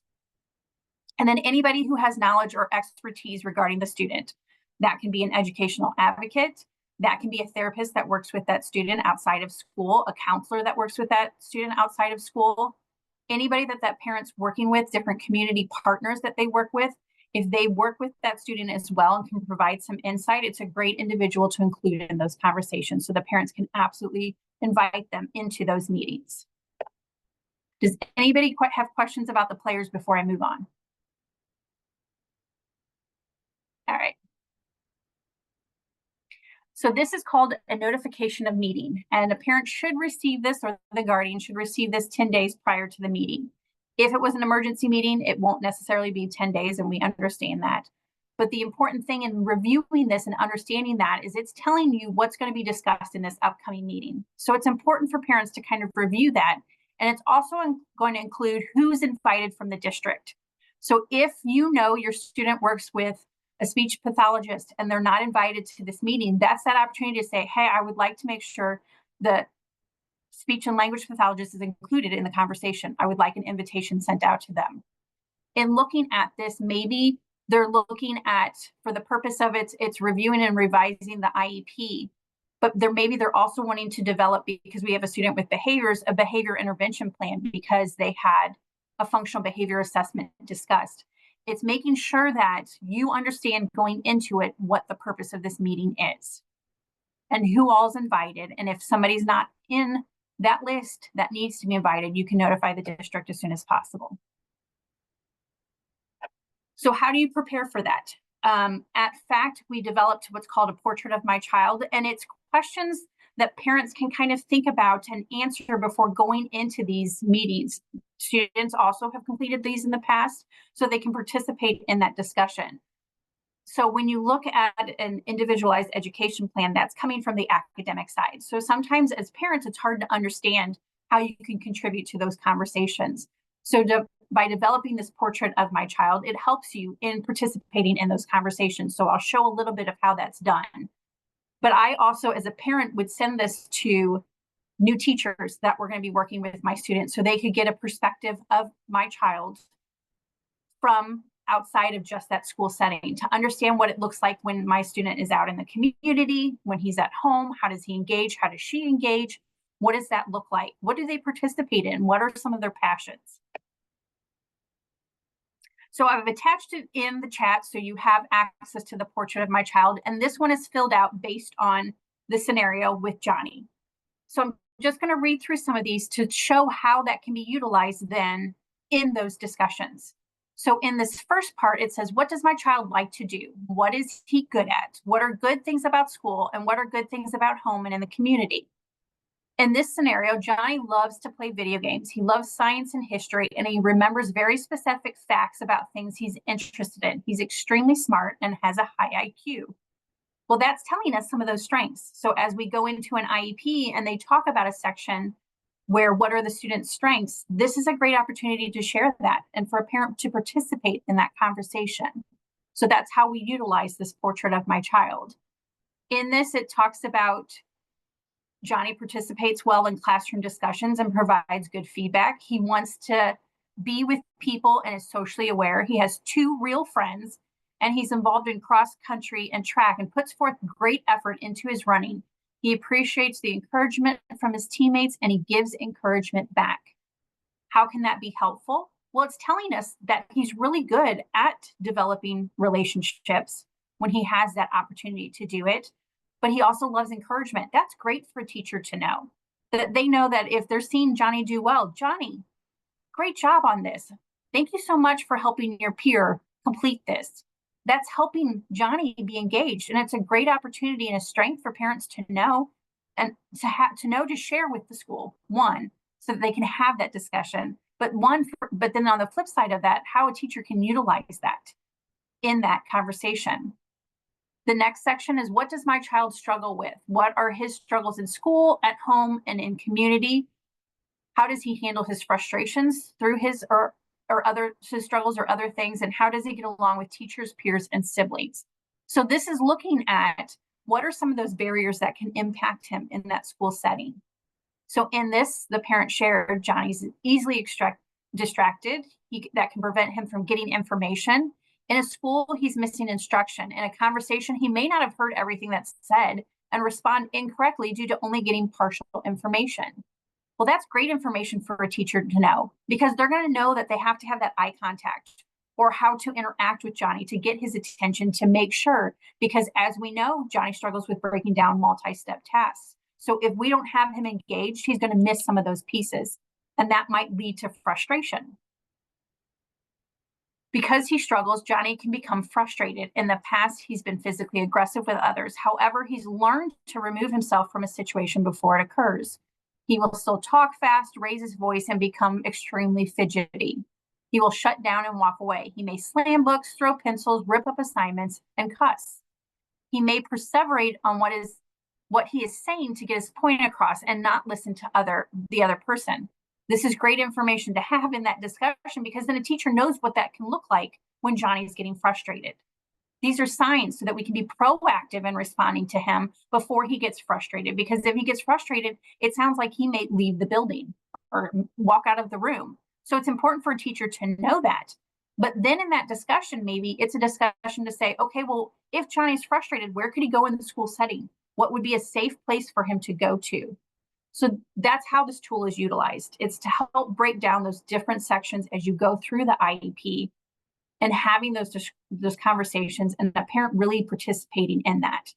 Because then that kind of opens up the conversation from teachers as well. So maybe if it's a teacher that's new, but they've seen some of these things, it's a great opportunity for them to share what they're seeing as well.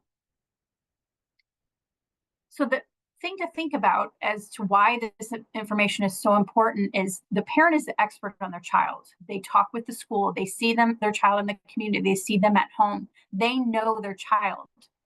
And the reason that's important is because as in a school setting, when you develop this IEP, the individuals that have access to this are the ones that are working with Johnny in that school setting. So they may not know what it looks like when Johnny's out in the community, that he does well with encouragement, but he might be struggling. So if they see him fidgeting and he starts to slam books and throw books, what that means. So what we're looking at is, as a team picks this up, does it pass what we call a stranger test? So if a stranger comes to pick up Johnny's IEP and read that, do they know who Johnny is, what that looks like, what his areas of need are, and how do we support him? Because sometimes if you pick up that IEP and you're reading that, and we've seen it, as I've seen it multiple times as an educational advocate, I read it and it's very bland. It doesn't really give me a picture. It could be any student, really. I don't have specifics on what the student looks like and how I might support this family in that discussion. That then's telling me a stranger wouldn't understand either. And that then can lead to behaviors. It might lead to a student who does really well academically, but struggles with that social interaction and building relationships with friends. So they're always getting in trouble for those things. They're getting sent out of the classroom. They're going to the office. They're getting suspended, which takes them out of that school setting. It can tell us some of those signs to look for, what to be aware of. So if a stranger picks this up, and that would usually be like a substitute teacher. If a substitute teacher comes in and picks up this IEP, do they know who that student is? Can they understand what that student's needs are? So in this, I've included the Department of Elementary and Secondary Education, a blank individualized education plan. So you can see that, and you can kind of go through this if you want to pull it up as we go through the different sections. So I wanted you just to have access to that. But in the components of the IEP, the first part is called the present level of academic achievement and functional performance. They call it a PLAF. So if you hear that, that's what they're referring to. And in this first section, we're talking about how does that child's disability affect their involvement and progress in the general education curriculum. If they're looking at preschool children and participating in age-appropriate activities. So this is coming from the evaluation, but it's also coming from input from teachers and parents as to what does that look like in that classroom setting. When you go back to the portrait of my child, here it shared, the parent shared that if he's frustrated, what does that look like? How does that impact him? What will happen if he's frustrated? So it removes him from that classroom setting. This is where that information comes from. This is where we put that in the IEP. So the more detailed it is and specific, it helps us get a picture of Johnny. Then when it talks about the strengths, it talked about, and with the portrait of the child, Johnny's extremely intelligent, that he loves science and history. It helps to know what are those areas that we can build on. How do we engage with Johnny? How do we keep him engaged in the classroom setting? What are opportunities we can provide for him to shine? And then we're going to go into the concerns of the parent or guardian. So what are those concerns that the parent has for the next year? What are things they've heard from the school? In the scenario with Johnny, the mom had shared a lot that he's out of the classroom because of detentions and behaviors. And that's still a concern when it comes to those unstructured times in the hallway and at lunch. So what are those concerns? Where would they like to see the student go? And in here, in the portrait of my child, I'm going to go back. It talks about where they would like to see the child. So what are your hopes and dreams for your student? Where do you want to see them for 3 years from now? Because every 3 years, there's going to be some big changes on that academic side. When they go into 3rd grade, a student's academic expectation increases. Then we're looking at 6th grade. So they're going into that middle school era. Do they have the skills to transition through all of the classrooms? You know, have a lot more teachers. They don't have that safety of one person throughout the day. And then they're going into high school. And then from high school, they're graduating and going on and living in the community and being a part of the community, living independently. So it's really important for a team to understand where the parents want to see their child and the student. If the student's old enough and can participate in those conversations, where do they want to be when they graduate? Are we having those discussions and understanding what that student needs? So when we go back to the present levels and we're talking about that, that should be included in the parent concerns because it gives us a goal to work towards. It gives us something to focus on so that we can help close those gaps. The next part is the changes in current functioning for the child since the initial or prior IEP. So every year we come back together to discuss those needs. What has happened in making that progress in the goals? What are they seeing in that classroom? As they make progress, what does that data share? What does it say to us so that we can develop the next goal? Then we're looking at those summaries of evaluations and most recent evaluations. So if we've reevaluated because there were some areas we were missing, do we have a good picture of that in the IEP? Does it explain that? Then you're looking at the results that that student has for formal or informal transition assessments. And then those alternative assessments, if we have a child that qualifies for MAP A. So we're looking at goals as opposed to, you know, maybe a MAP testing. So what is the data collected through the district that shares with us? It could be an iReady test that they do for the student in reading or math to understand where they're at. Where is it? Are they age appropriate? Are they delayed? Are they basic, below basic? What does that say? Are they proficient in these skills? So it's just talking about those different areas. And the reason this information is so important is this is then what develops the goals. And this is what leads to those conversations about how that student receives the services, where they're placed. So if we don't have a good picture in this present level, we're not developing a goal then that's going to be appropriate for Johnny. So we have to make sure that we're always referencing back to this, that it's a gold thread, that it's weaved through the entire IEP and it all connects. It all makes sense. And you as a team member have an understanding of the student in that educational setting. So as you go through and you've completed the present levels in an IEP meeting, these are some things to think about as you've had those discussions. As a team, do we understand what this student's educational or functional skills are needed? Do we have it described in this form? So as you look for a student that's maybe had a lot of behaviors and gets suspended all the time and they're out of that classroom setting, do we understand why that's happening? Like, do we have a good basis for that? Do we understand when that happens? Maybe it's a time of day. Maybe they really struggle in the mornings because they come in tired and they cannot engage. So maybe that's not the time to have those core academic classes. Maybe that should be later in the afternoon when they're more awake. Maybe there's certain students or certain skills that student doesn't have yet, but we need to understand that. Maybe we want a child to be independent and we're having that conversation about, do they have the skills to be independent? Are they able to break down a checkbook? Do they understand, how to make a doctor's appointment? Things like that. So it's not just academic. We're also looking at those functional skills and having that. And do we understand how to do that? How do we impact that? How do we teach that? How do we provide that service or support? When we're looking ahead again, then it's always thinking about what is that next step for that kiddo? Where do we want to see them in middle school? What do we need to make sure we're addressing now so that they're prepared as they go into middle school or high school or graduating and moving on and living independently? If they're wanting to live independently, do they have the skills?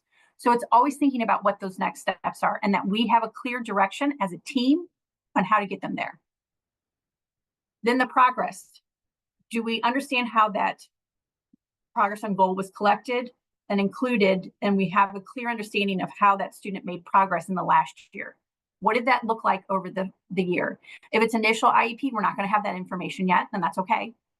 But then, as that next meeting comes up the next year, what did that look like for the student? Did they make progress? Why did they not make progress with some of these goals? Do we need more information? Do we need to collect data? Was maybe it too advanced at that point? Does the evaluations provide us an explanation of how to support the student? That's important to be included in that IEP. So it needs to be in the present levels. It really needs to tell us, how do we program for the student's needs? And then can you take all of that information that you've just talked about as a team and then develop and know what goals that student needs, what supports they need, and where that student should be placed? Should they be learning those skills in a general education classroom, or do they need to be pulled out to be taught the skills before so they can be more successful? So we can't have that discussion if we don't have that good understanding. So if those present levels are vague and we didn't do a lot of evaluations and we feel we're missing stuff, then we need to make sure that we're having those discussions. And that's that meaningful participation part of it. So as we support students, families, as teachers support students and families, do we have that picture? Because we've had teachers utilize that portrait of my child as well. They ask those questions with the families. It opens the door to those conversations prior to the IEP, so they have a better understanding of what the parents' expectations are. The next section after we go through the present levels is the special considerations. And what this is saying is there any other special needs we need to consider, and is it going to be addressed, and how? So in this, they're going to have a discussion is the student blind or visually impaired? And if they are, how are we addressing it? Is the student deaf or hard of hearing? If so, how do we address that in this IEP? In the case where there was a question earlier about behaviors, does the student exhibit behaviors that impede his or her learning or the learning of others? And if it does, how are we addressing it in this IEP? Are there goals developed to support them? Is there a place where that student can go to maybe take tests in a quieter environment because they're distracted by every noise that's going on? So do we have a good understanding of what that looks like? If we have a student that has a lot of behaviors, have we done a functional behavior assessment to understand that? And then develop a behavior intervention plan so the staff knows if we're starting to see this, how do we help them replace that with a more appropriate skill? Then, does the student have limited English proficiency? This is that conversation where for those English language learners, is English the spoken language in the home? Is that how the student communicates? Do we need an interpreter to help support that student in the school setting? Does the student have communication needs? Does that student use an augmented communication device in order to communicate? Does the team know how to address that and support that? Does the team have training in how to use those? So that's those discussions. Are we checking that box, and how are we addressing it in the IEP? Then does the student require assistive technology device or services? It's important to remember that going into it, it's not just devices. It could be a service. It could be an app for speech to text or text to speech that they have the ability to utilize. Maybe it's headphones, noise canceling headphones, so that they can access that classroom setting and pay more attention as they follow along on the screen. So it's really looking at not just high-tech devices, but also what are some of those low-tech services that we can provide to help a student. Extended school year. That's looking at, does that student, if they're off for Christmas break or if they're off for summer break, have to be retaught a lot of skills? It takes them a long time to get caught back up to where they were when they missed that school. If there's a lot of teaching that needs to be done, then there's going to be a conversation about extended school year. Transfer of rights is when that student turns 18 years of age. There should be a conversation beforehand to say, once the student turns 18, they're going to be, if they do it while it's still in school, like the example is my daughter turned 18 her junior year. Is she going to be able to make those decisions? Because I'll no longer be invited to those IEP meetings unless she signs off so that I can attend. Are we having those conversations? Does the student understand that? Are they going to need support in making those decisions? Then we're going to talk about state and district-wide assessments. Are we addressing that? If there's accommodations or modifications that need to be made, where is that setting? What does that look like for the student? And then if we've got a student that's coming close to that age of graduating and then moving on past what are those post-secondary needs? What do we still need to teach that student in those conversations? So that's the special considerations page. How do we address that to support that student? That then leads into the goals. So as educational advocates, we don't normally write goals, but we understand how to write those SMART goals. And the reason SMART goal came from Department of Elementary and Secondary Education. So I included in here a handout on what that means and kind of how to break that down. But when you're looking at it, we're looking at it being specific, measurable, attainable, relevant, and time limited. So what does that mean? We need to understand from the present levels, what skill exactly do we need to address? How are we going to do that? Where can it be implemented? So who's implementing and taking the data on this and teaching that student? How do we measure that? Do they have to be able to do it 80% of the time by the end of the IEP cycle? Is that something that they need to be able to attain by first quarter so that they can step up to the next skill that they're teaching within that goal? Is it something we feel the student can attain within a year? Is it too simple a goal? Is the expectation too high for that student? You know, we're having that conversation and making sure that it is attainable within that IEP cycle. Is it relevant? Is it a skill we know that student needs to develop? Does it tell us in the present levels this is an area that the student struggles in? And will they have that mastered by the end of the IEP cycle, or will they have developed that skill up to a certain point with that expectation 60% of the time by the end of this IEP cycle? So whenever we write goals, they're not going to have the skill at that time, but can they develop it by the next IEP meeting? In here, the next section will then be the service summaries. So we've developed all the goals for the student. You know, we've got some really great goals to address Johnny's needs. So then how do we teach that? Where is it taught at? Does he need any additional supports to achieve that? Do the teachers need any additional supports in having those conversations? So that's where the service summaries discussion comes in. So the special education services is what is required to meet the goal. Who's teaching that service? So what is it that we're working towards to meet that goal and achieve that skill that that student is lacking in? Is there a related service? So does Johnny need an opportunity to develop social skills and meet with a social worker and a peer group to kind of develop some of those skills that maybe he's struggling with, and how to address peers that are being aggressive with him in that hallway setting or at lunch?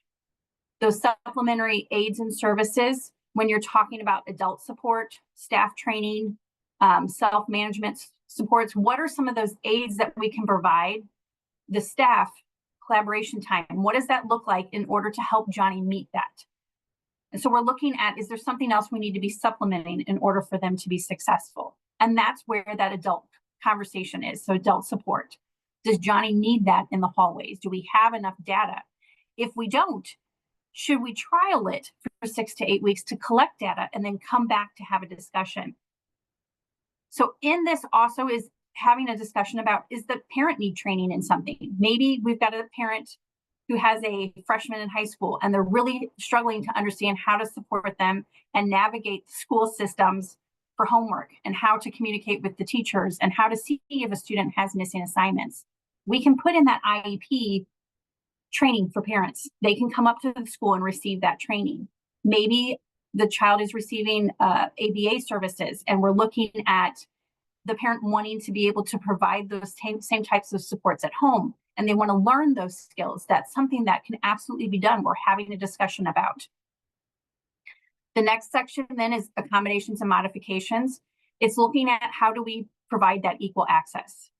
If that's something that they're needing in order to receive the same services and supports that any student in that school setting has, what do those need to look like? And then if there's any additional supports that staff needs, specialized in training, you know, maybe we're looking at a student that uses a Braille machine and the teacher needs training on how to utilize that. It's what does that additional support look like for the team? So again, if we don't have the strong present levels and we've not developed goals that are going to be specific and measurable and attainable and relevant and time sensitive to that student, it's going to be hard to have some of these discussions and really understand. Because if we've got a kiddo like Johnny and say he has one goal to not use perhaps like maladaptive behaviors when he's frustrated, so he's not yelling and kicking and screaming in class, that he has to use one of the coping skills he's taught in that classroom setting by the end of an IEP cycle. But we're pulling him out the whole day and he's in a special education classroom. Does that make sense? Those are the types of things that we need to question. Why would Johnny be pulled out of the general education classroom all day for a goal that maybe only takes 20 or 30 minutes to work on each day? So we're really having those discussions. So as a parent, it's important to understand that. What does this mean when we're talking about those service summaries? What is that information telling us? So these are just some examples of related services. When you're looking at parent training, again, I've included in here, but psychological services. So do they need to work with a therapist or a social worker in developing skills? You've got occupational therapy, physical therapy, the audiologist. Maybe they need transportation needs. Maybe they need to have fidgets and adult support on the bus to be successful. Some of the other things that aren't on here is music therapy is another great option for students. So this isn't an exhaustive list. It's just some common things that you might see in having those discussions for students. Again, the next component after you've gotten through those is going to be transportation, and that is considered a related service. So all the same requirements apply. If Johnny needed an adult in that unstructured time, so on the bus, because he has some peers on there that he's not interacting with, have we provided that first on the general education bus? Or did we automatically put him on a special education bus? What did that look like? What types of things did we try and provide first on that general education bus before we're putting him on a more restrictive bus? So we're having those discussions. Maybe we need that adult support and it needs to be spelled out. This is what transportation reads. This is the section that they get. So we need to make sure that it's clear that they understand what that student's needs are. Maybe they need to pick up that student at the door because the parent needs help getting them onto the bus. Maybe it's at the curb and then we bring them to school. What does that need look like and how do we address it? And it needs to be again spelled out because this is what the transportation is going to refer to. This is what they're going to review. So if it's not clear, they're not going to know how to provide those services. And sometimes that piece can be missed in those discussions.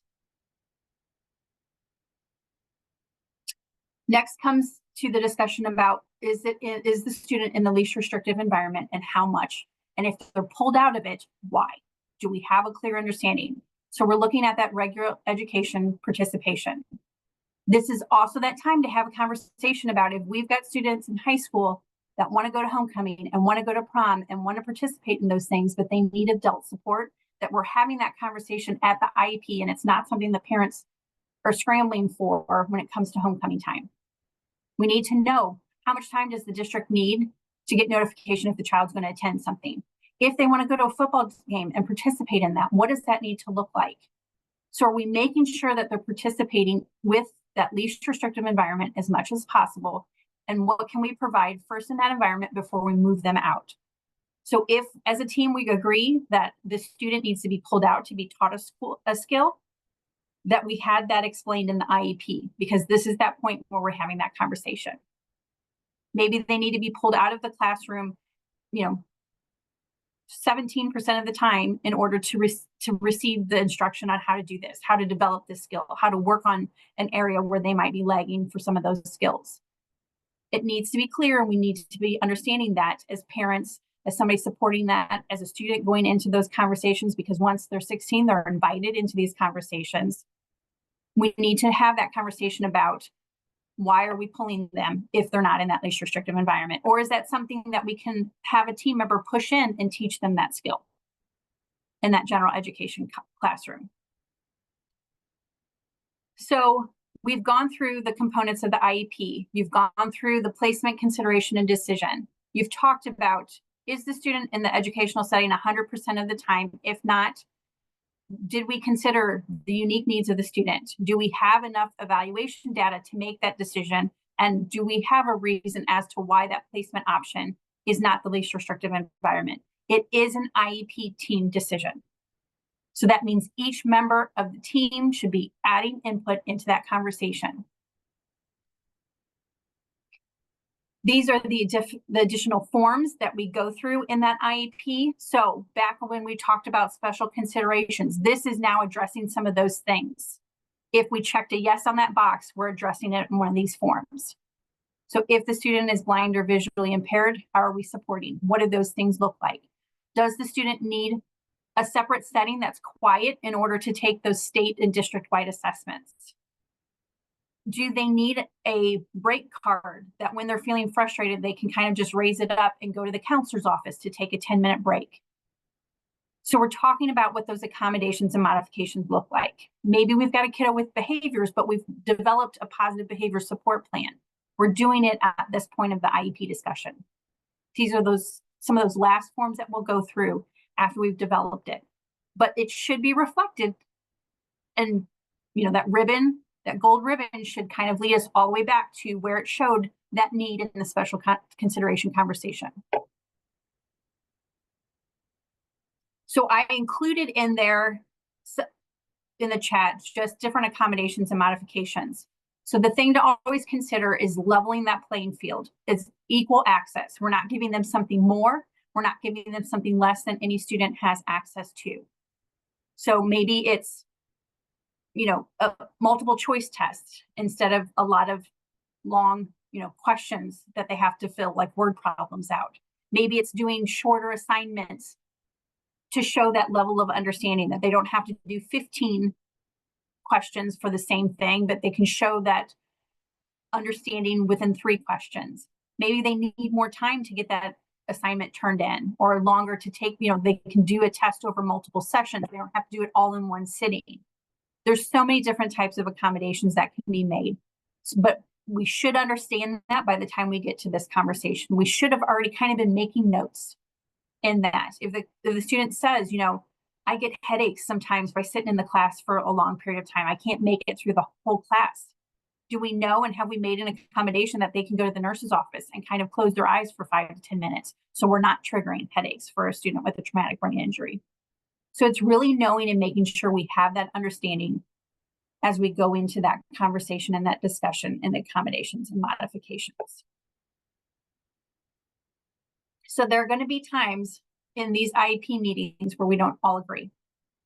So what happens when there's not an agreement?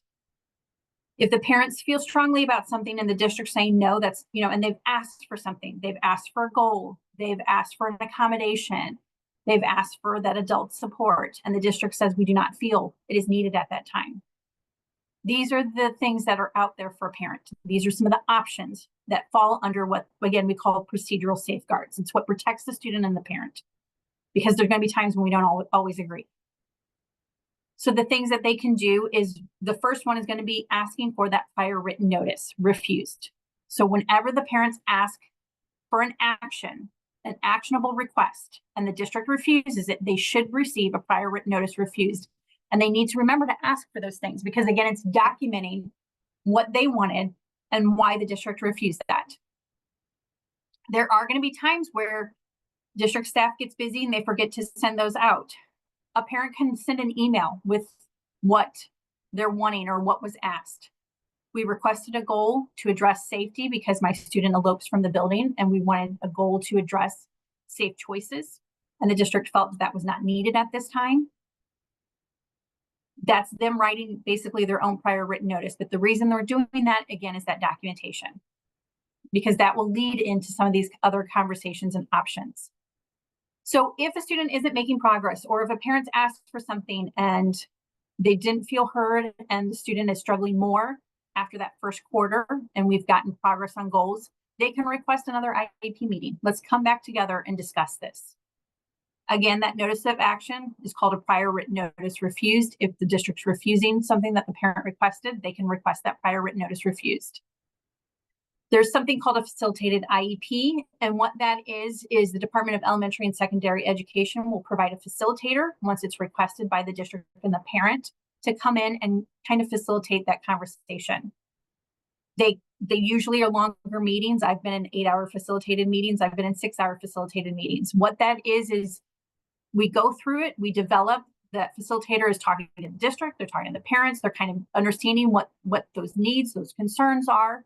So then as we come through together as a team, every member in that group is having a say in that conversation.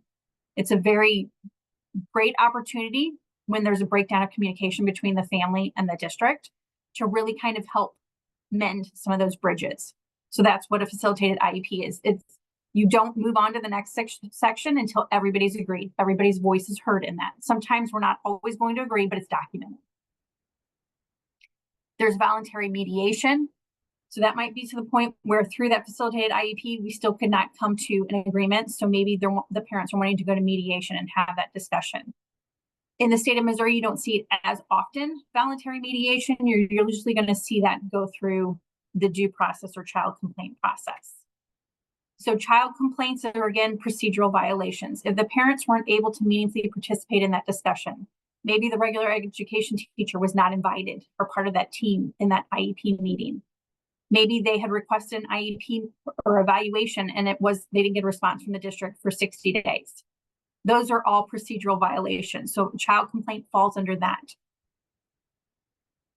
Due process is more of a substantive issue. So we have IEPs that have been the same the past 3 years. We've never changed the goals. The students never made progress. Nothing in this IEP has ever changed. So my child has not made progress. It's impacted that free appropriate public education because they've not received it. The same year, it's the same thing over and over again. And my student is struggling more and more. And they're falling behind and that gap's getting bigger. That falls under due process.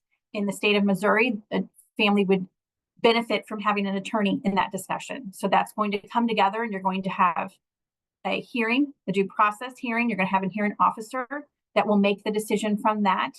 And that will be the final decision, but that's where the teams are coming together and they're kind of going through that. So it's set up like litigation.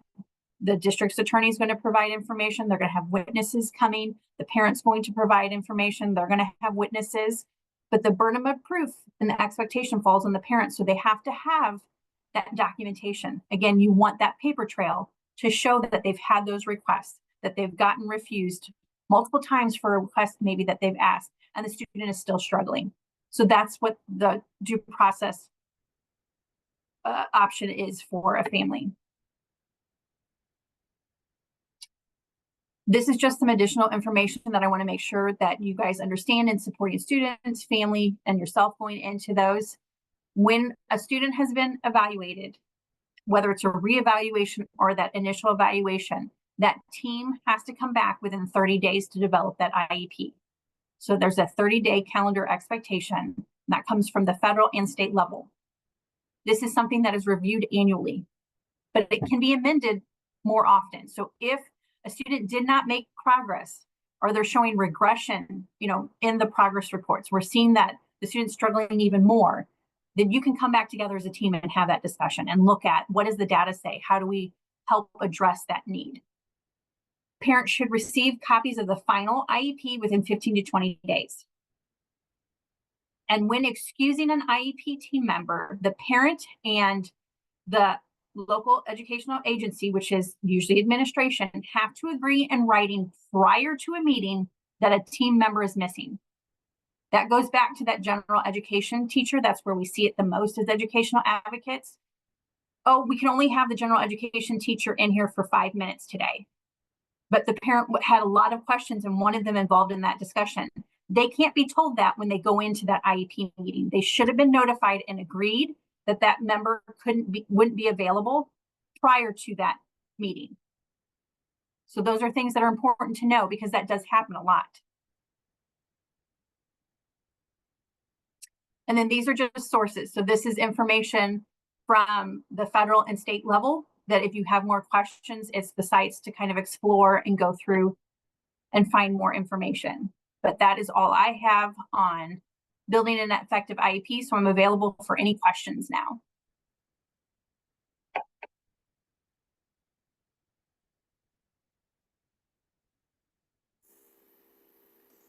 There is So when you're looking, go ahead. I was just saying there is a question in the chat that says, how might restorative discipline circles interact with the process of the no contact contract? So the no contact contract is not a legal form. So it's important to know that if we've got students that are really struggling and they're getting suspended, that in that IEP discussion or in those discussions that you're really talking about, how do we restore those relationships as they come back into that school setting? How can that be appropriate? And having that meeting ahead of time and looking at that, because it does impact those students. It can impact the teacher, especially if there's situations where maybe a student was restrained and taken out of a setting. That can impact a lot of the individuals involved in that. So it's really important to have that discussion before the student comes back in. What can that look like? How can we further support that family, this child, the other students involved to mend that relationship? So in that no contact contract, that is something that is at a building level. It is not something that is required by federal or state law. It's just something that administration, develops in that building. So it's important to kind of understand what the student handbook says and what that looks like, and have those conversations with administration before the student comes back to school. How can we support? What will that look like? But that's a great question. And I think to add to that, Dr. Simmons, just based on what Mandy has talked about today, I've heard a lot of restorative pieces in there talking about everyone's voice being heard throughout these IEP processes, establishing SMART goals. Those are similar things that we do in our circles that we run with our teams and try to help educate the school districts that we work with on and partner with them. And that team collaboration across the board to benefit the student and their best interest, keeping that goal in mind, I think is ever present across her entire presentation, as well as all of the restorative practices that we focus on, continuing to look at things through that restorative justice lens while we're identifying behaviors or intervention plans, as well as those reintegration circles, those tier 3 circles back into the schools. Does anybody else have any thoughts, questions, comments about anything that we've heard today from Mandy? In fact, I have a Jennifer, question. also, when it comes to the student, I think that's the voice that sometimes isn't heard the most. So it's really important to prepare those for those discussions, help them understand why their voice is so important in these conversations. If it's not something they're comfortable in saying in those meetings, how do they want that delivered? How do they want that information shared? Having those conversations before going back. What are those areas you struggle? What are those times of the days? Who are those students that maybe you're struggling with that we can help you to develop those skills? Are there skills or supports that we can put in place to really help you feel comfortable going back into that setting? And if not, where can you go if you're feeling overwhelmed or frustrated and going back to that school? Who are your safe people, and kind of reaching out to you throughout the day? But I feel like a lot of times we forget that student, this is there to develop and support them. So if it's not developed with their voice included, we could be missing a big piece. absolutely. And I think when you discuss the portrait of my child and their involvement in those meetings, I know IEP said starting at 16, but perhaps younger if they are appropriate to include in those conversations at that time. With restorative justice circles, the youth can always be included in those as well, as part of that team, because as you said, it is their life and it is their best interest, and they and their parents are the expert on them. And so what better voices to have present? There's something else in the chat. I think Marcia was about to say something. Oh, go ahead, Marcia. Thanks, Jen. Mandy, great presion. A lot of really good information here. I'm wondering if you can maybe give us some or others on the webinar today, some suggestions of how to kind of navigate a situation where, maybe one of us is working with one of these youth and we know that they need those additional services, but maybe we can't get the parent to show up for an IEP meeting or to have this discussion, but we still want to advocate for this child. We know they need some services, but we don't have the legal authority, as I understand it, no juvenile officer would have the legal authority to make any of these decisions in an IEP meeting, but when we maybe lack parental involvement, is there a way to navigate a situation like that, or something else that we could do to get those services in place? So a lot of that is in having conversations. I will say, as educational advocates, we understand how the different team members are so important in those conversations. And if releases have been signed, to have conversations with counselors and team members to have some of those discussions, but also that piece in educating parents and why that's important and what those needs are, and providing those opportunities to get training in that, to see what that looks like, is some of those biggest pieces. So if a student has a voice and they're struggling, those are things that the district, if they recognize that need, can reach out and request that and put the, get that ball rolling and having some of those discussions. So it's important to make sure that, one, you have those releases of information, that there's ways to communicate with the district or different members within that support system for that student to really look at, because sometimes if parents aren't comfortable going into those meetings, they can attend those virtually. And a lot of parents don't realize that that can be an option for them, that there might be an IEP meeting or team member in there, but there's ways that they can attend virtually or by phone even to be a part of that conversation. So it's important just to help educate parents on those different options and why those supports are there to help that student, what that looks like without those supports, what direction that can, how that can impact that student further if they continue not to get those supports. And that's why, like, organizations with FACT were developed, was because there was a need. There was a need because we started in 1987 and we recognized that parents weren't educated. They didn't know what their students' rights were. They didn't understand what their rights were, and students were struggling with that. And they saw that school to prison pipeline, that a lot of that consistency was happening if kiddos weren't getting those supports in place. And so in those programs is finding programs where, with us, we have what's called parent support partners. So it's somebody that's working with parents to help them be engaged, understand their rights, but understand why those supports are important and in place, and how to engage in that, and how to develop the skills to advocate and be a part of those conversations and meet them where they're at. Because we found that if the home life wasn't strong and parents didn't have that confidence and that knowledge and that understanding, that impacts everything. If that foundation and those needs aren't met at every different level, then we're not helping that family stay whole. And there's a need for that in our community. So as we support families, everybody that works for FACT either has a child or a family member with a developmental disability or behavioral or mental health diagnosis. So we've walked that walk. We understand that. So it's sometimes making those connections and finding that way to communicate with the family. But in the meantime, also educating and helping kind of bridge some of those gaps that the family has and finding those community resources. So it's kind of also that piece of it is, how do we engage the family and help them see the reasons why that, because maybe there's a barrier for the parent in and of themselves that they don't, that we don't recognize, that they need help as well. So that sometimes helps kind of bridge some of those gaps. Does that answer the question completely? Yes, thank you. I think those are all great suggestions. Thank you.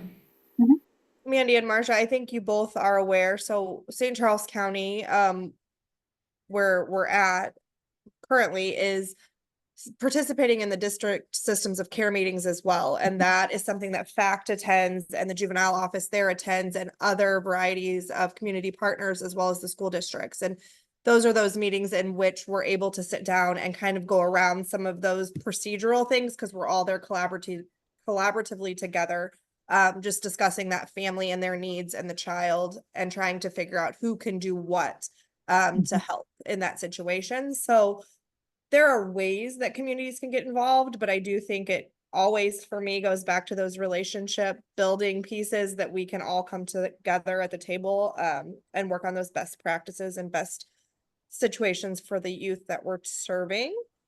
So did anybody else have anything? I thought I saw, whoops, another chat, but my chat box is being, I think it was just, sorry, go I ahead. think it was just kudos saying super presentation, very Yes. helpful. Thank you. Um, Oh, Dr. Jen Simmons. and Ms. Nolan, those schools in the past that were under the Emergency School Aid Act, where they had that funding, they were provided with what was called the school community liaison. And this is a person who could actually go and represent the school by working with the families on such issues that Marcia was speaking of. So, you know, if those schools are funded, and they're usually those schools that are under any kind of additional funding because of the low SES in that community, if it's an ESA school, they often will have that position there too.